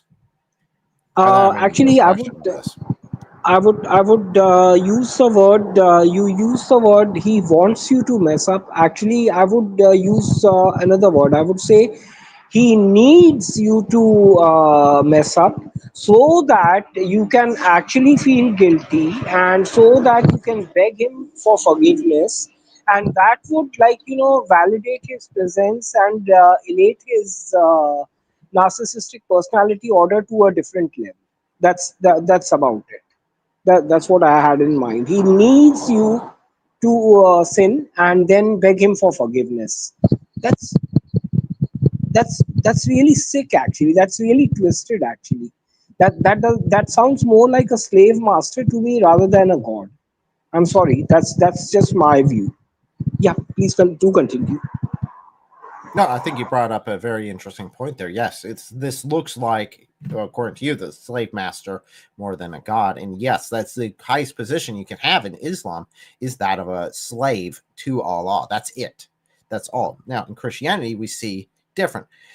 Does God allow free will to choose? Yes, we see that in the story of the Garden of Eden. We see that God gave us the ability to choose to have a relationship with him and pursue him, or to say, not your will be done, but mine be done. So my will above God's will. I'm going to take this fruit and eat it so that I become like God myself. In that case, you see the fall of man. But God, if this was the Islamic God at this point, and he just wanted you to sin the entire time, then God, Allah would have succeeded. He would have been victorious. There you go. He made them sin. But in Christianity, you see the opposite. Instead of allowing people to struggle in their sin, you see a God who wants them to have that relationship. And even though it's going to cost him dearly to have that chance for that relationship, just the chance for that relationship, because we still have free will, he is willing to pursue us to the end. So we see, again, the opposite being taught here. We see in Islam a God who wants sin. In Christianity, we see a God who does not want sin, but will take on the penalty of sin, not because of his screw up, but because of ours, just to have that relationship with us again. So we see the love of a father to his sons. That's what it ends up being. So another one here, since we do not have any callers in, let me see about pulling this up here. I might have to change this up. Brother Eric, can I ask a question publicly? There's somebody by the name of Monkey in the chat. I've mentioned it to him twice. So he's not able to get it. And since Brother Yusuf is here, I think he will be able to address it better and with all honesty. So what I asked Monkey Talks BD 568 was that why did Allah show partiality to Jesus, aka Isa, in the Quran, lifting him to the heavens, to the arsh, and replacing with a doppelganger, while his own Habib, his own dear one, his own prophet for whom he created the whole universe, Prophet Muhammad sallallahu alaihi wasallam, when he was poisoned, Allah let Prophet Muhammad die like probably another stray, like a stray pet or something. Where the poor thing died of organ failure, organ shutdown. He died a miserable death. I asked Monkey BD this question. But he's lost his ability to comprehend in the English language.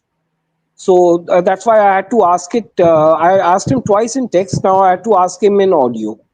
So if the question is off limits, you can ignore it. If the question is valid, Brother Yusuf can answer it. I really don't know. Well, real quick, I do want to interject. Yes, that's a completely valid one. It is on the topic of the live stream. So yes, that is a valid one. Your point there is actually even worse than what you're saying, because he didn't die like a stray, like a dog. He didn't die like that. He died specifically, according to his own testimony, in the same way he would have died if he was a false prophet, by the severing of his aorta, which is what he said the poison was doing that he ate at Khaybar, was severing his aorta. So by his own testimony, he is proclaiming that he is a false prophet. So surprisingly, if you would just go ahead. Brother Eric, surprisingly, 69 to 44 of till 46 from the Quran exactly matches the description of that hadith. So I'm very surprised. It exactly matches the description of that hadith. Yes, do please continue. Okay, so go ahead and turn it over to Yusuf to answer his perspective on that. Sure, that's a great point. They'll tell you, oh, the hadith has a different word than the word that the Quran used. sorry, yeah, the Quran has a different word than the Hadith used. I don't know if I messed up saying this the first time, but it means the same thing. Muhammad, I would say, yes, he died in a way that he, what I call is the only true prophecy of Muhammad. This is the only true prophecy of Muhammad, because he prophesied that if he lies, that's the way he's going to die. And this is the way he died, according to him. So it's not something that we claim. It's something that we find in the Islamic sources. When it comes to Jesus, there is really no answer for that. That's why he's not answering.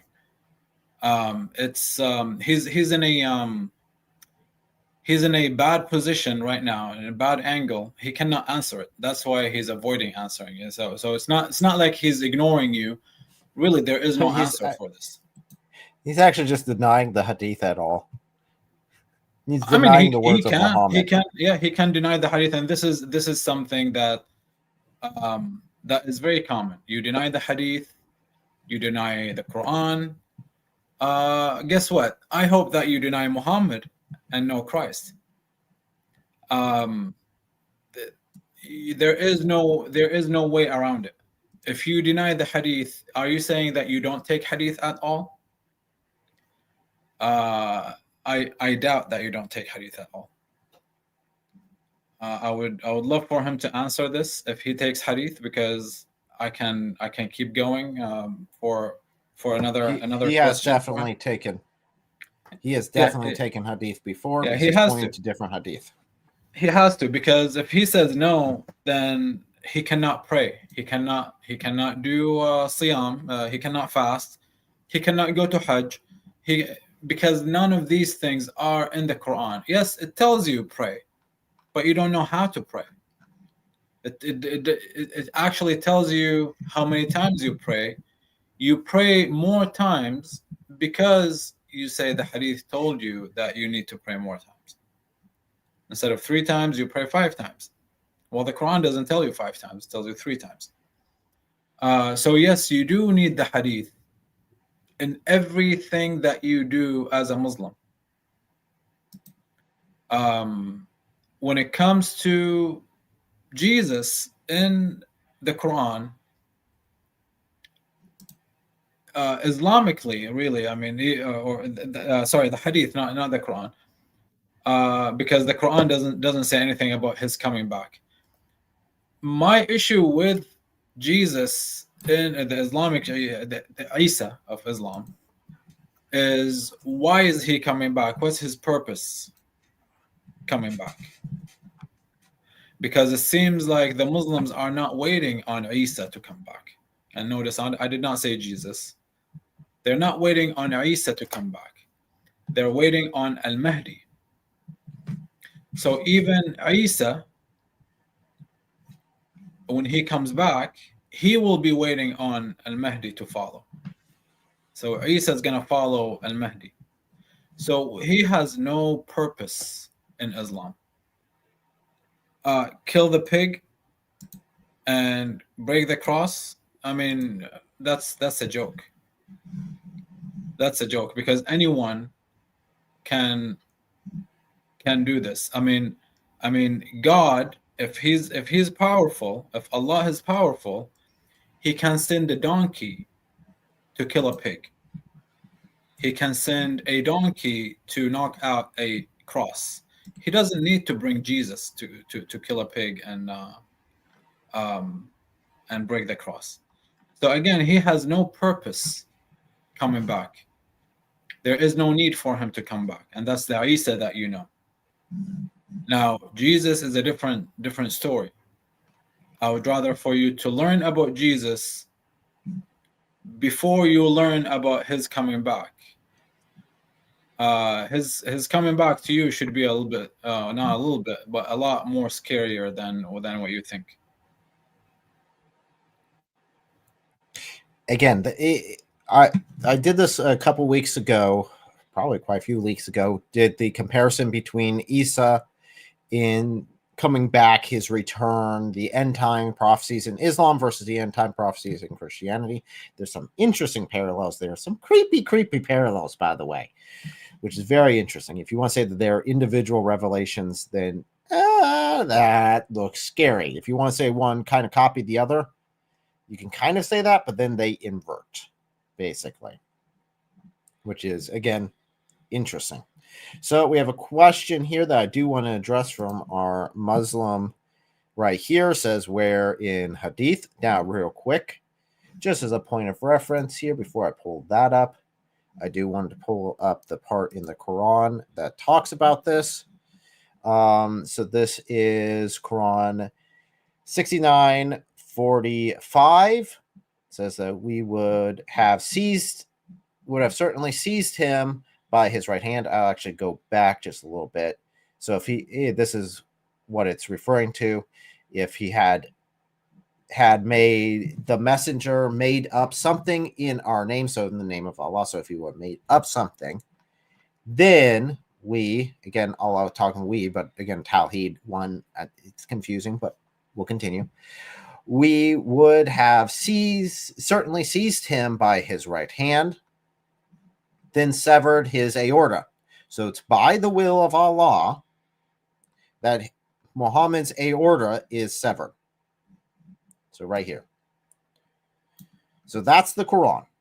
So you want to know the Hadith? That's fine. We can definitely show you the Hadith. This is Sahih. Specifically, Sahih al-Bukhari 44:28.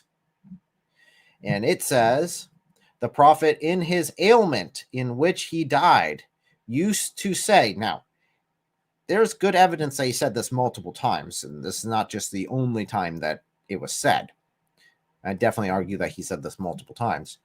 Oh, Aisha, I feel the pain caused by the food I ate at Khaybar. That's the poison he ate at Khaybar. And at this time, I feel as if my aorta is being cut from that poison. Now, our Muslim friend here, I want to ask you a very simple question. Are you saying that Muhammad eating, I just need to know, was Muhammad eating the poison at Khaybar outside the will of Allah? Is something outside of his control? Or did Allah will it to happen?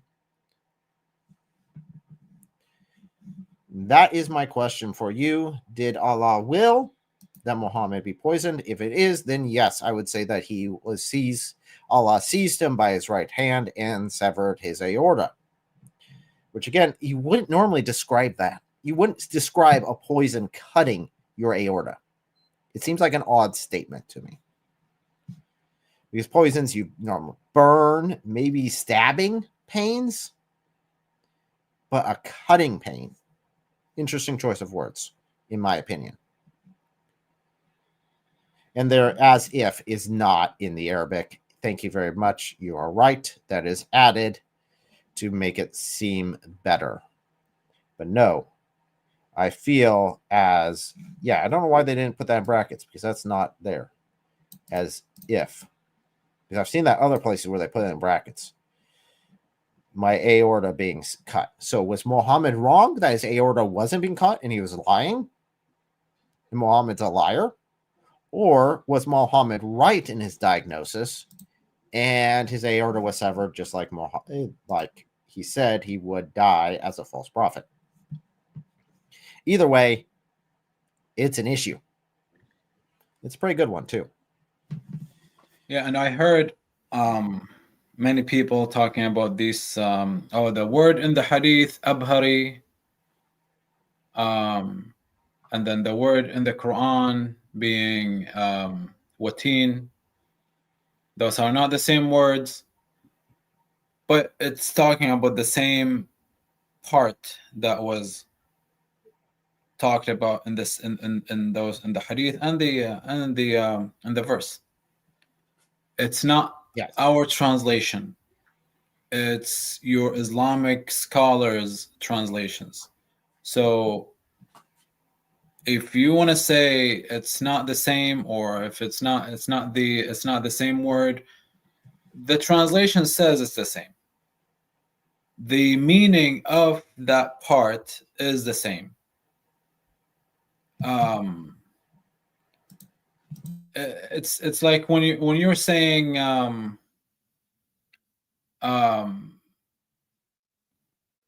body part that has two different names for that same body part, and I'm using one today. I'm using one meaning, one word for that body part today, and then I talk about it tomorrow, and I say a different word for that same body part. It doesn't matter. It's the same meaning.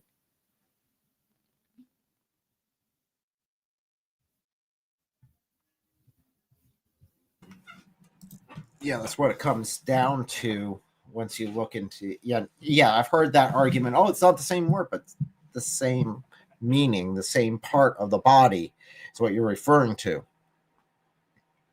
So, was Muhammad a liar? Was he honest? I actually have not seen a comment yet. Come on up or make a comment. Let us know how we've interpreted this wrong. Let us know if Muhammad is a liar and we shouldn't trust him. Because and it makes it a lot easier. Sorry, it makes it a lot easier if this person would come up and talk. Having a conversation is really, it's not scary. We're not going to take out of your time. We're not forcing you to do something, but to wait on you to write a comment, and then we ask a question, and then 10 minutes, 15 minutes later, you respond to this question with a comment. It takes a long time. It makes it a lot more difficult to. It's a lot easier to have a conversation. Claims that it was. Where does it say that's immediate? Because it doesn't actually say immediate. And that's what I'm telling you. I mean, they hate the Quran, man. They have to add to their own Quran. They have to add to their own Hadith. And then they say, well, no, you're adding to it. No, I mean, we're just reading it word for word. So let's see. So we start here. Had he made up something in our name, we would have certainly seized him by his right hand, so taken his power. So he's now under our power. You could say that in this case, actually, that being under your power, that concept could mean poison. I mean, he suffered for 3 years under this poison, under a power that was not his own, that was within the will of Allah. That seems to be pretty rough there. I mean, if you want to stretch things, I'll stretch things with you. But it doesn't say immediate. Then severed his aorta. Okay? I mean, I can't imagine being any more out of your own power, under something else's power, if you're slowly dying of a poison. I mean, that seems pretty rough to me.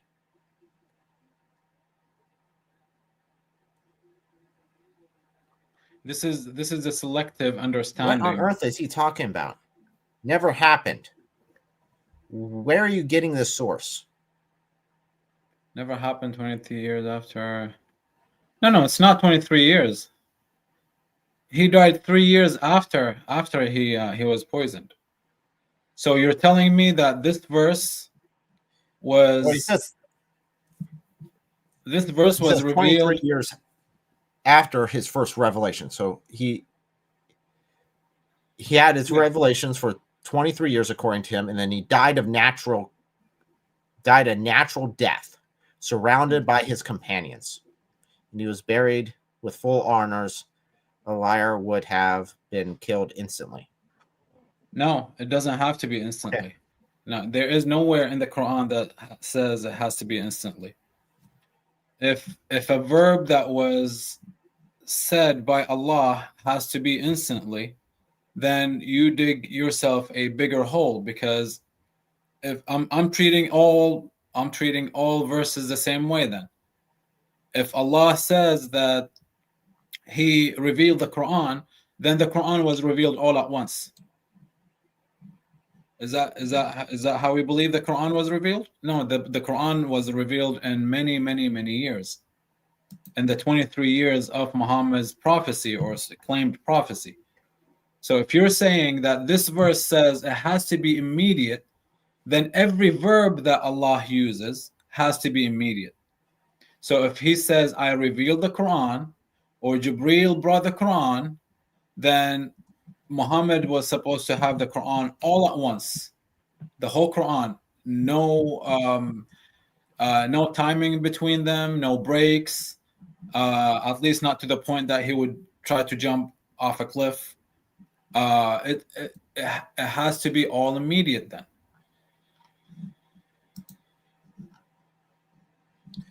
So that would be a massive issue. Now, there's also another massive issue. Even if we say, okay, we'll just say that the Quran, when it says something, it has to be immediate, even though it's not specifically saying it has to be immediate.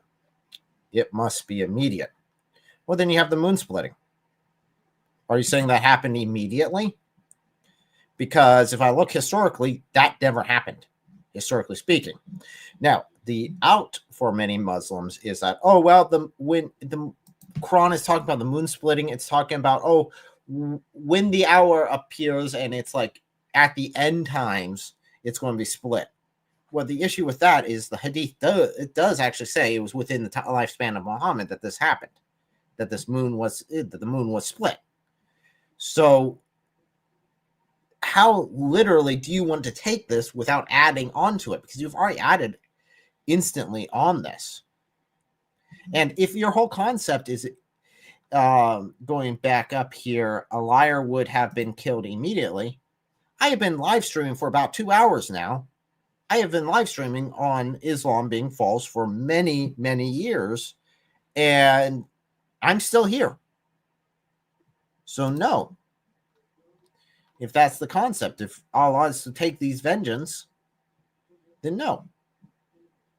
You wouldn't have that. Yeah, there is nowhere in the Quran it says immediate. There is nowhere in the Quran that hints that it's immediate. There is nowhere in the Hadith that says it was immediate. This is off topic. I'm taking it for 5 seconds. Dude, seriously? Okay. This is such a bad statement. Okay. The triune God raised Jesus. The Father raised Jesus. Is the Father part of the triune God? Yes. Yes. Is Jesus part of the triune nature of God? Yes. There is no contradiction there. It's the same power. That's why when Jesus says, go and baptize in the name, so the authority, the power, the singular of the Father, Son, and Holy Spirit. So the Father, the Son being Jesus, and the Holy Spirit being, well, the Holy Spirit. So we are to make Christians in the name and the power of the triune God. And there's Jesus spelling out the triune nature of God, and they're co-equal in power. Because you would never say, go take the Shahada in the name of Muhammad, Jibreel, and Allah under the power, the singular power. You would never do that because that would be making partners with Allah. So that would make no sense. And that would be a little bit of shirk. But let's be honest, Muhammad committed shirk, so you can mix a little shirk in there. Sometimes it's okay. Shirk's okay. Sometimes, according to Muhammad. Okay, so that's good. Thank you for answering this. But here's my issue with it. When this guy, Monkey Talk or whatever his name is, if this guy goes from the questions that we were asking, I mean, I think the question that we were asking is legit.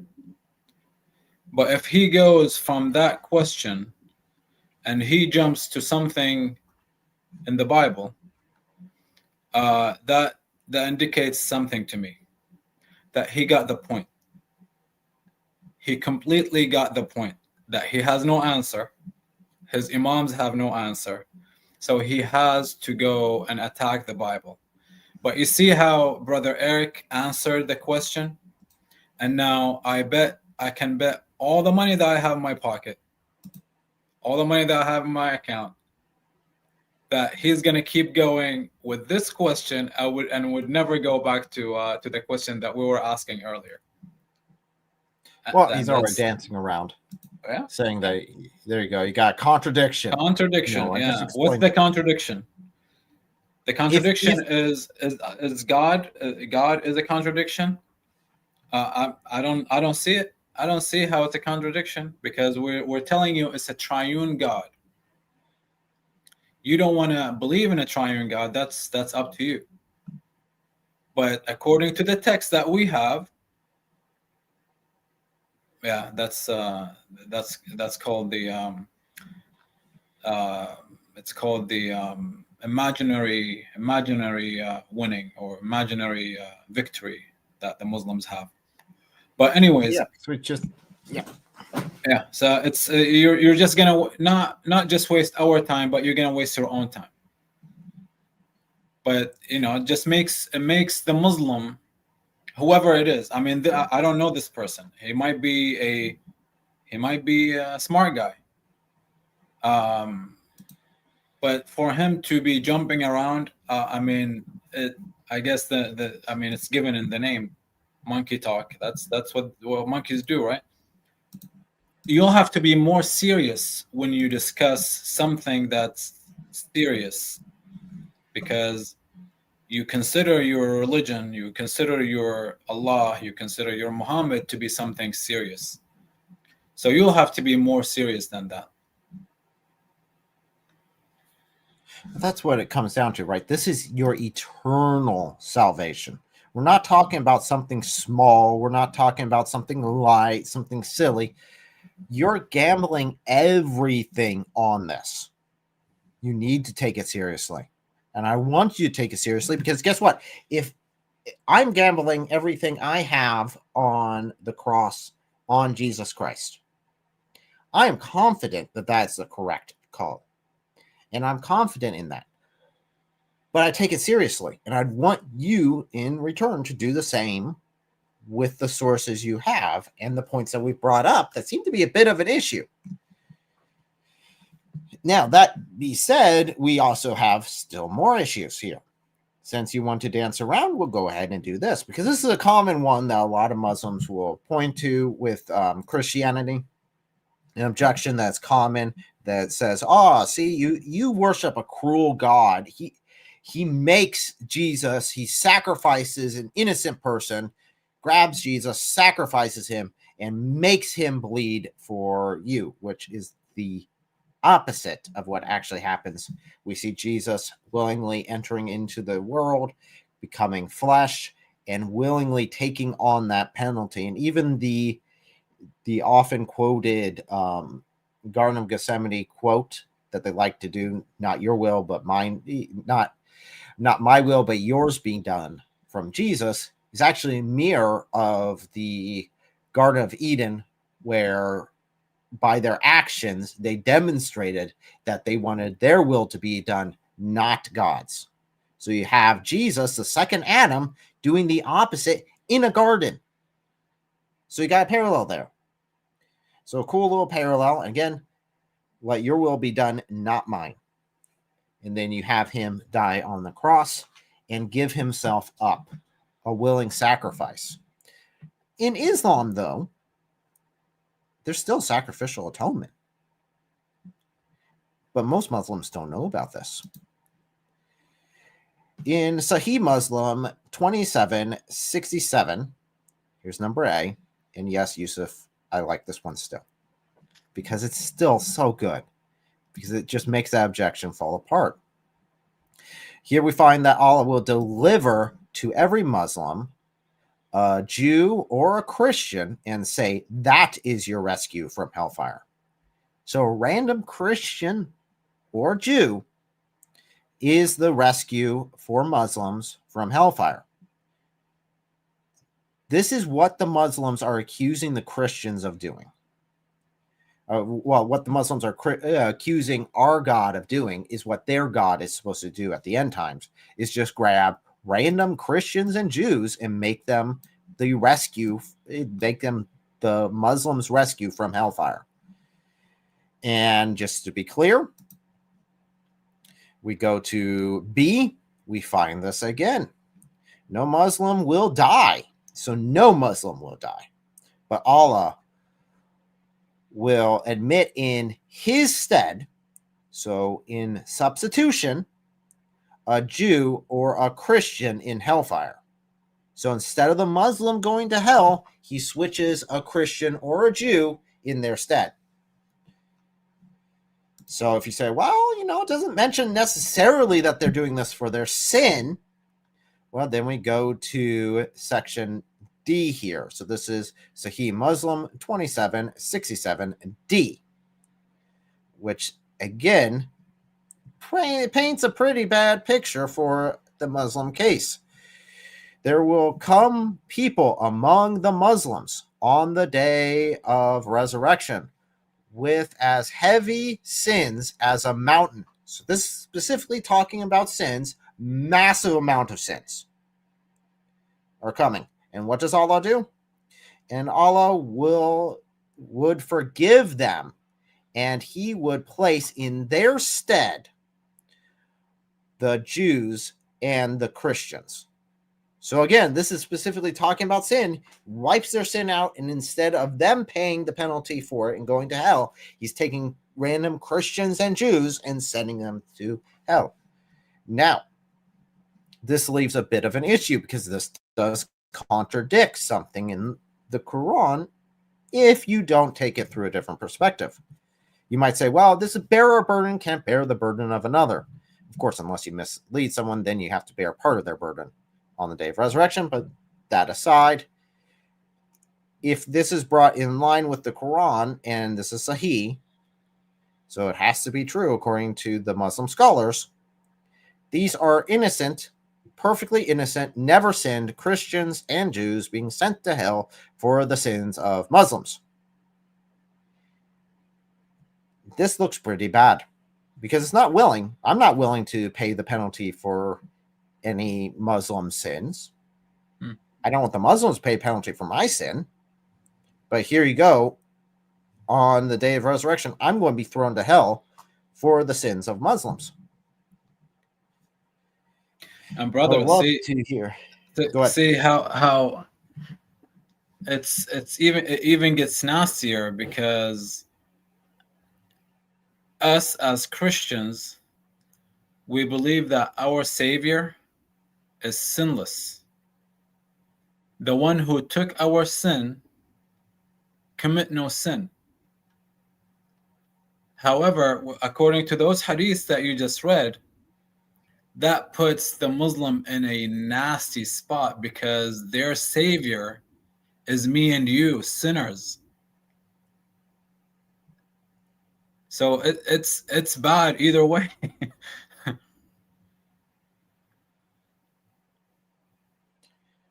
Okay, Al, do you want to give your perspective? I guess would be the best way of putting it. Actually, I was just chuckling to myself while you guys were talking, because I just happened to scroll up and I realized I had missed a message from Monkey Talks. He's given his decision around 50 messages earlier. Is like you hate Islam, just admit it. So something like that. I can't see the exact message, but he said something on those lines. And then I was just scrolling further up, and he's made a claim that Aisha was 17 when she married the Prophet. Now we all know, according to the Hadiths, that the Prophet passed away in 632 current era, at the age of 63 or 64, if I'm not mistaken. And Aisha spent 9 years with the Prophet. Now, if Aisha was 17 when she married the Prophet, so add 9 to that, she was 26 when he passed away. And that makes Prophet Muhammad 72 years old.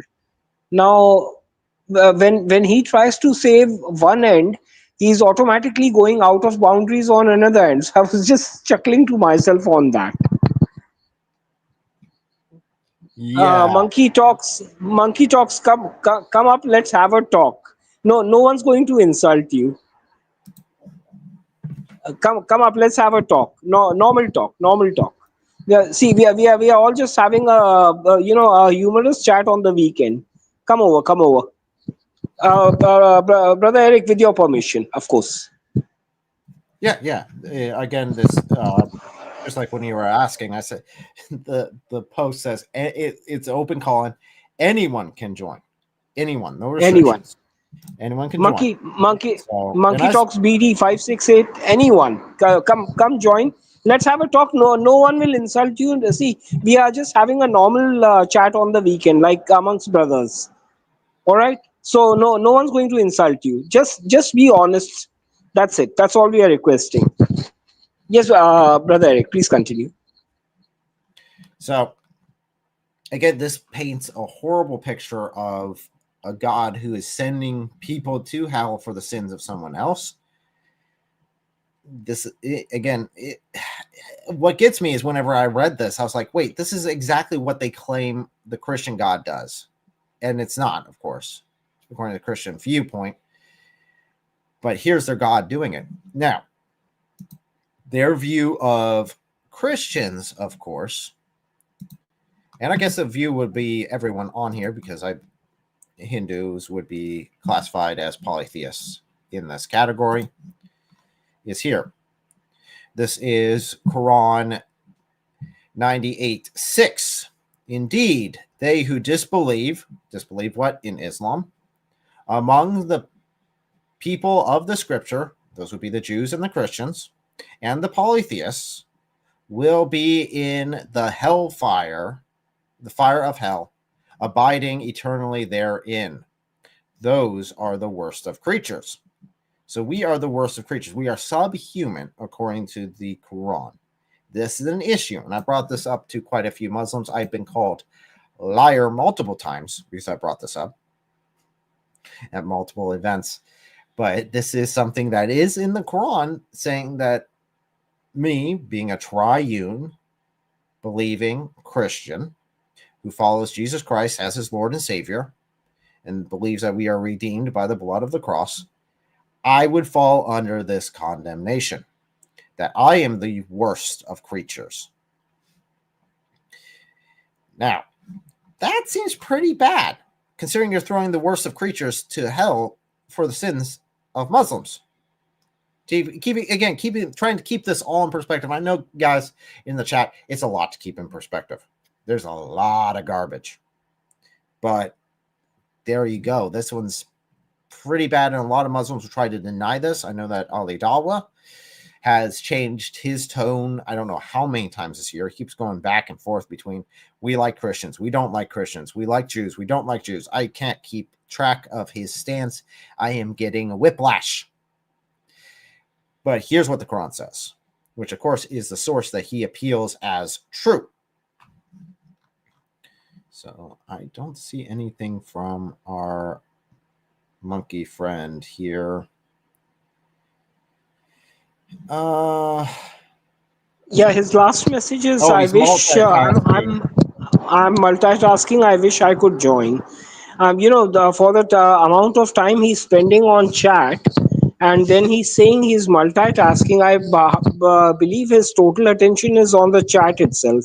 Now, this is classically what is known as chat jihad. My friend, you are just doing chat jihad. Join up for 5 minutes and just clear your doubts. What's the big deal? Come on, brother. Earlier, yes, brother Eric. Earlier, KL just mentioned something about the comment that this guy made about you're just hating on Islam. You're just hating Islam. Yes, and absolutely. When KL read this, I said yes. I was muted, but I was saying yes. Okay, I do hate Islam. That's not an insult for this Muslim gentleman here. I'm not insulting this person.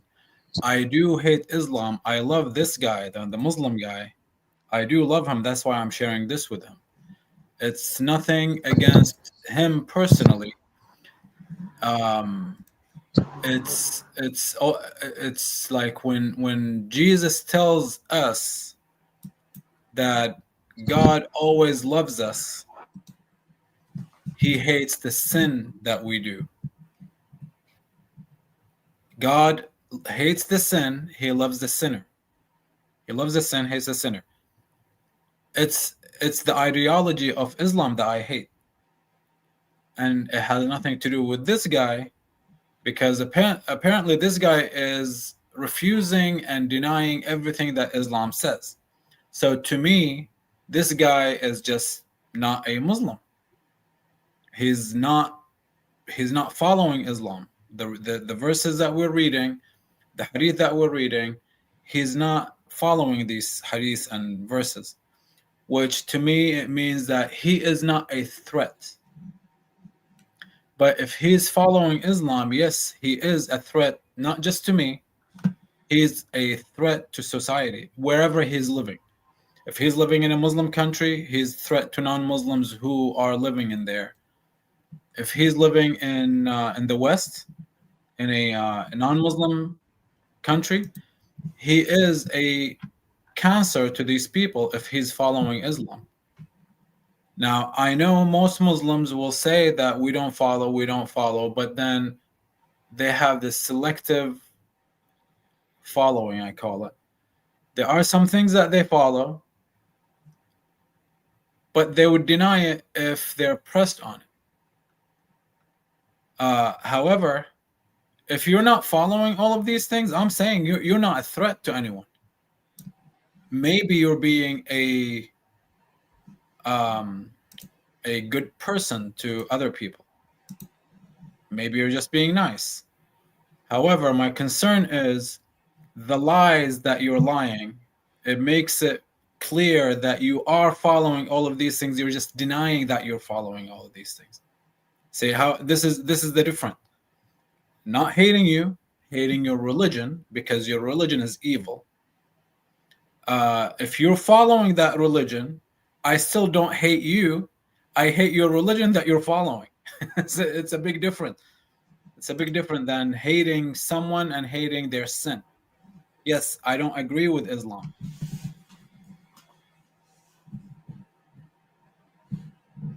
That was the comment there. Oh, yeah. Well, I do. I speak for myself. I don't speak for the two brothers here. I speak for myself. I make sure every time I speak somewhere, and I don't care if there are Muslims or not, I always start my speech with this sentence: I love Muslims. I hate Islam. I don't think there is anything wrong with this. I love this. I love the person, but I hate what they're doing. It doesn't mean that I hate them. So as far as my perspective on this goes, because I'll let you know mine, and I've been clear about this all the time on this channel. And I've ripped up pieces of the Quran. I've done multiple things that Muslims won't like. I've also shot the Quran, which was interesting. That being said, I hate Islam, absolutely. I hate the ideology. I hate what it teaches. I hate what it does to people. I hate that it keeps Muslims enslaved. I want to see every Muslim come to know Jesus Christ as a Lord and Savior and live a free life, knowing a God who loves you so much that he was willing to lay down everything, his power, his authority, and enter into creation, die a humiliating death on the cross just for the chance to get to know you. I absolutely want you to know him personally as your Lord and Savior and come to enter into the kingdom of heaven at the end with me as your brother in Christ. That's what I want. I want you to be free of the slavery that is Islam. That's my desire. I'll be honest, that's my desire for KL, is that he comes to know Jesus Christ as his Lord and Savior. Again, Hinduism is not the topic for today. But that would be my desire, and that would be still the same stance. But we can sit here and have a wonderful conversation on any topic, going back and forth, as long as you're respectful and you're not lying or trying to manipulate or trying to dodge things. We can have a wonderful discussion and have a good time. Now, one of your follow-up comments was, I don't follow Islam taught by Christian scholars. Why does it matter who's teaching it? Does the truth change if it's coming? I mean, if Ali Dawah or Muhammad Hijab started teaching about the gospel and was saying things that were true about Christianity, and here's what the Bible says, and I wouldn't refute what the Bible says. Maybe their interpretation's incorrect, which then I can deal with. But so far, what you've been refuting is the Islamic sources, which doesn't change who's saying it. So that would be my 2 cents.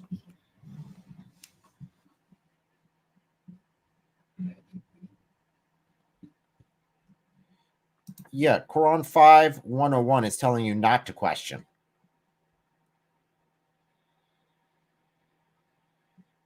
Anything that would cause you to doubt Islam, you're not to question. So you're not to think of yourself. Now, again, that is the opposite teaching than what you see in Christianity. In Christianity, you see the opposite. You see a God who wants to answer, wants to engage with you, tells you, knock and the door will be answered. Seek me and you will find me. It's a God who wants to have that personal relationship with you. You can see that in the garden. You can see that with the tabernacle. You can see that with the temple. You can see that with Christ coming. And you can see that with the Holy Spirit that comes and dwells in us. Every aspect of that is God wanting to be with us in a relationship that is personal. And we can see even in the lives of fellow Christians how God comes to us where we're at, how he'll meet us where we're at. We don't have to get perfect, all cleaned up, no sin before God sees us. Most of the time, in fact, in my case exactly, it is those dark moments where you're questioning. I was looking through other religious doctrines. I was seeking God, seeing what other religions taught when I came to the light that Christianity was the truth. And you can see that in many people's lives, the darkest moments of their life is when Christ finds them, when they're broken, when they're desiring, when they're longing. It's not that I have to be perfect. It is that Christ fills me and perfects me. It's not by my work, but by his.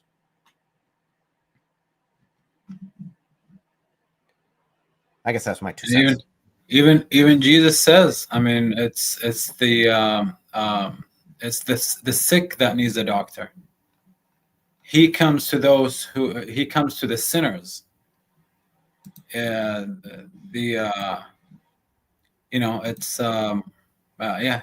says it himself. So it's completely different when you're in Islam, as Brother Eric said.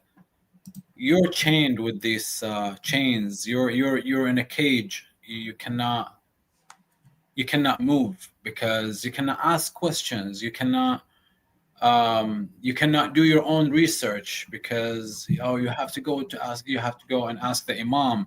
And when you go ask the imam, you got to be careful in what you ask or how many questions you ask. You ask about one thing and they answer you, then hey, you better shut up and take that answer. You cannot come back with a different question, because then you might upset them in a way, and God knows what's going to happen to you. You're not supposed to ask too many questions. You're not supposed to press. Where in Christianity, it's open for you to go and ask questions. Actually, you're supposed to ask questions. God says, "Come, let us reason together." It's not like Islam. Islam, yes, maybe you might be a little bit lucky and be able to ask one question. Maybe the imam that you go to or the mosque that you go to, that imam is maybe easygoing, more easygoing than others. But you as you just mentioned, you're not gonna do it for, you're not gonna be able to do it for long. So yeah, it's different. It's different. Sorry, this verse is beautiful in how God wants us. Again, it wants that relationship, wants that communication. Come and reason. This all-knowing God is saying, I want to talk to you. I want to hear your perspective. I want to know where you're coming from. That's pretty crazy. Again, mind-blowing to me. That sort of love and compassion. Of course, we have his comment there again, my friend KL. Look how he attaches emotional values in every word. Yeah. So what? Yes, I'm passionate about it. Look at watch like Muhammad Hijab. He's always passionate. He's always yelling and screaming about everything. Am I passionate about the truth? Absolutely. Am I passionate about a God who's willing to do everything possible in order to have a relationship with me, regardless of my screw ups? And believe me, my screw ups are pretty bad. Absolutely. That's wonderful. That love, that compassion is amazing. So, Brother Eric, the comment that you just read from Monkey Talks, just take the comment from Marion below that one. You'll really chuckle. that's funny. And the last comment Monkey Talks has given, 2 verses later, God threatens to destroy them if they don't listen. Sounds exactly like don't ask questions that will only make things harder for you. Yeah, that is what Allah does. He just keeps on threatening. There's either the greed for Jannah and 72 virgins, or there's the fear of hellfire.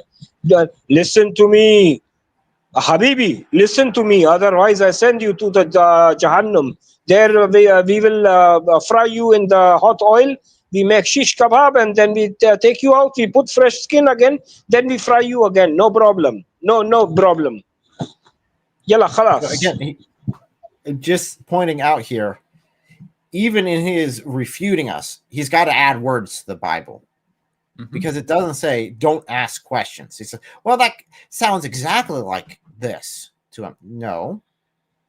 And again, you might want to look at the context, because if he's saying, if you don't listen to me, this is going to happen, that's it, misfortunes will fall upon you, isn't necessarily a threat. It could be a warning. Hey, if you're not listening or not reasoning with me, this is what's going to happen. That's not a threat. That's a warning. But that's not what we see again in the. Go ahead. It's like a doctor saying, "Hey, if you don't take this medicine, your situation is going to get better. Your health is going to your health is going to get worse if you don't take this medicine." He's not threatening. I mean, he's not putting a gun to your head and saying, "Hey, you have to take this medicine." It's your choice. You decide not to take the medicine. You'll come within a month or so and complain that something went worse. Your health, your health is going worse. It's your choice that you didn't do, or you didn't take that medicine that the doctor told you about. So, yeah, and about adding words to the Bible. I mean, what do you expect, Brother Eric? I mean, if they add to their own Quran and Hadith, you would think they would not add to the to the Bible. I mean, they do it all the time. So just as a point of reference, since I like actually pulling up references here. So right here is the part of the Quran that we were talking about that specifically says, "O you who have believed, do not ask about things which, if they are shown to you, so things that if the truth is shown to you, will distress you, so cause you to doubt, cause you to worry. So that is, again, and that's not the same as saying, hey, if you do this, then if you don't listen to what is said, bad things might happen. No, it's saying don't ask. Don't question. If it has caused you, now some translations, the translation I'm most used to calls you to doubt. It's actually what it says. But in this one, it says distress you.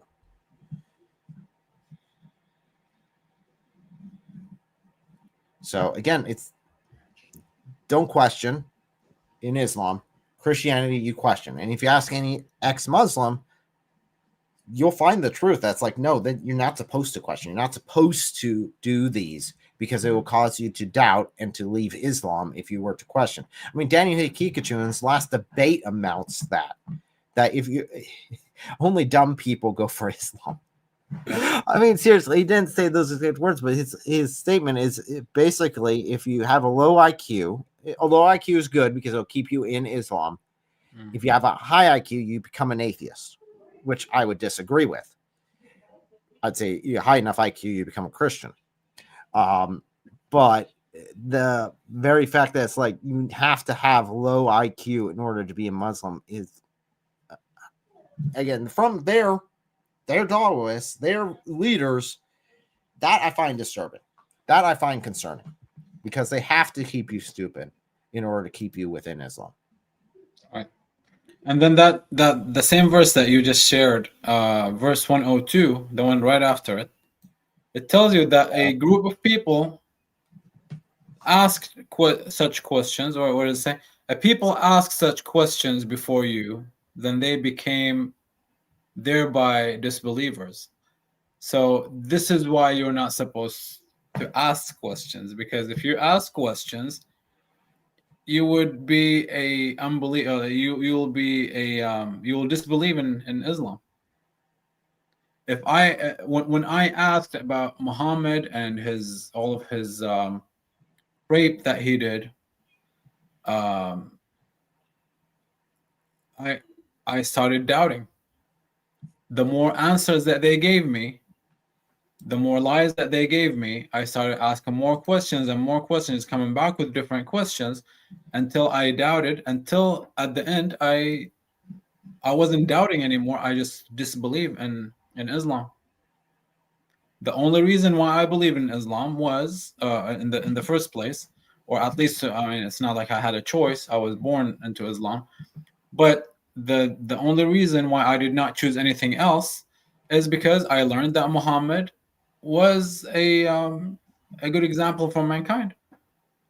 So I started questioning how this person, the best example for all mankind, is doing all these horrible things.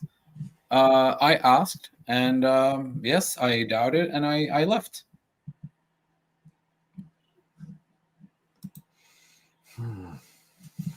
Yeah, so is those questions. Well, he's go ahead. Now, Monkey Talks is finally come down to giving orders. Like he's saying, Eric and Yusuf baptize KL. And then he's giving me instructions, KL, go to the Ganges and baptize. Habibi, no problem. I go to the Ganges, I will do baptize over there, no problem. You go to well of Buddha and to perform wudu with the poopy water. Okay? Follow the sunnat of the Nabi. Khalas, no problem. See, you think you can insult? If I come to insulting, I can give you the truth. That's it. The Uswatul Hasana performed wudu with poop water. Now, what are you going to say on that? Monkey Talks? Yeah, I'm sorry about that for that outburst. Please do continue. I mean, that's what it comes down to. Eventually, they just end up with insults because they can't deal with it. They can't end up refuting the Bible once we actually pull up the references and actually examine it and show that their major claim is just absolutely laughable in the light of the Trinity. And then, yep, just go to insults because they got nothing else at that point.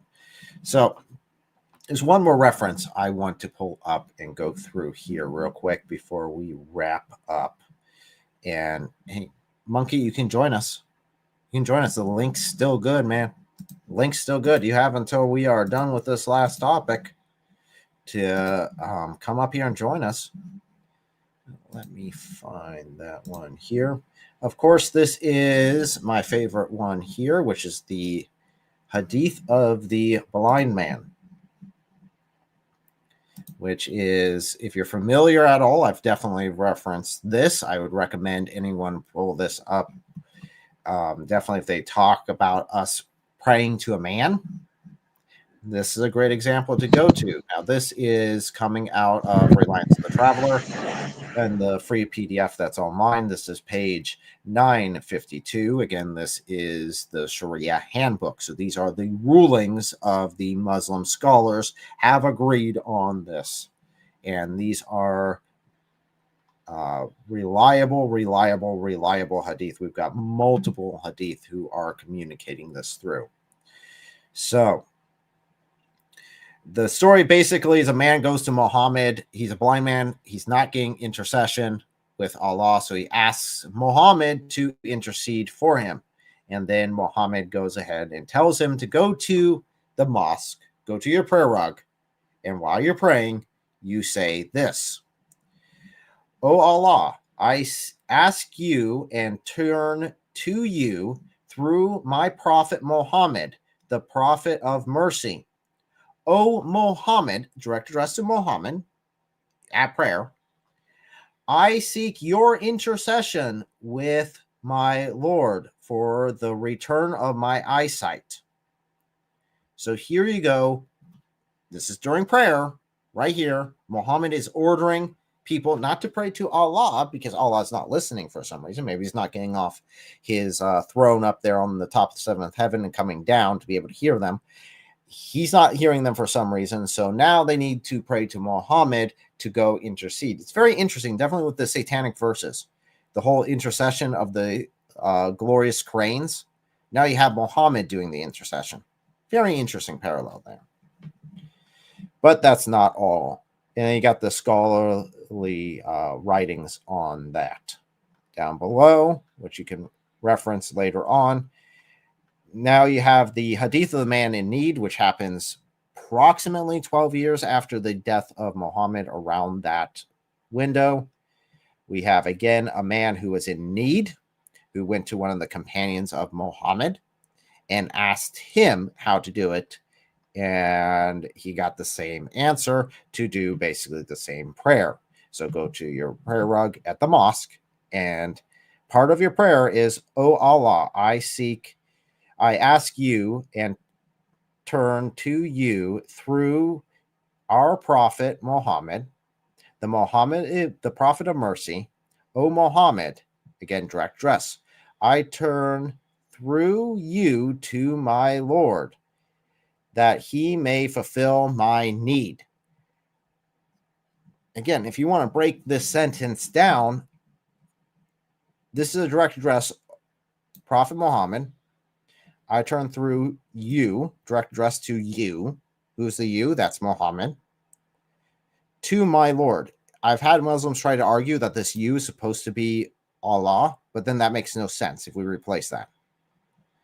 So it would be, "O Muhammad, I turn through Allah to my Lord," because the "my Lord" is Allah in this sentence.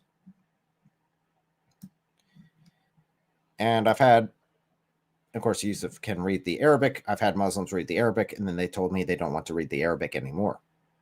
So that's interesting. But that's what the Muslim scholars have translated that as. And again, there is no question that this is reliable according to them. They give their rulings on it. Now the translation is good enough. The translation is right on spot. It's you're asking you're asking people to pray in your name. Now, Muhammad, Muhammad is asking people to pray in his name, but then he says that the worst sin that you can commit as a Muslim is shirk. But yes, as you said, Brother Eric, it's like Allah is not listening, or I would say Allah maybe because Allah prays too, right? So maybe Allah is in a praying break. He's not listening. Allah does not hear your prayers as a Muslim. Something that I now I've been working with Osama for a while, and something that I picked up with the things that he with working in his ministry with him in his ministry, he always mentions the name of his ministry and how he's taking it from the Quran. Guide us to the straight way. And it never fails. I never thought about it this way. He says, as a Muslim, you always pray, guide me to the straight way. Guide me to the straight path.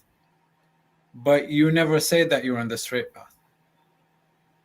Never. So this prayer that you're praying, guide me to the straight path, is never basically it's never answered.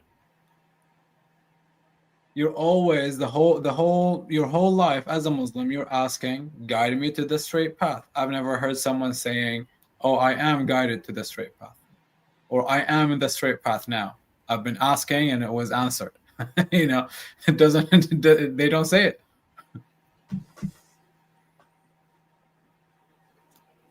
Well, what's funny about that in my mind is, of course, you have Jesus saying, I am the way. Mm-hmm. So guide me to the straight path. I am the way, the truth, and the life. It's like, okay, he is the way. He is the straight path. He is the one we should be turning towards. And again, that's just interesting. Again, I love you, Sama. Great guy. Actually, we're having a show within probably an hour, so I'll probably have to go pretty soon. What language is it in? English. English? Okay, guys, go check that out. Enjoy, have fun. Hopefully our Muslim friend goes over there and learns some new stuff. I do admit I am wrapping up here, so let you guys know what is coming up with me.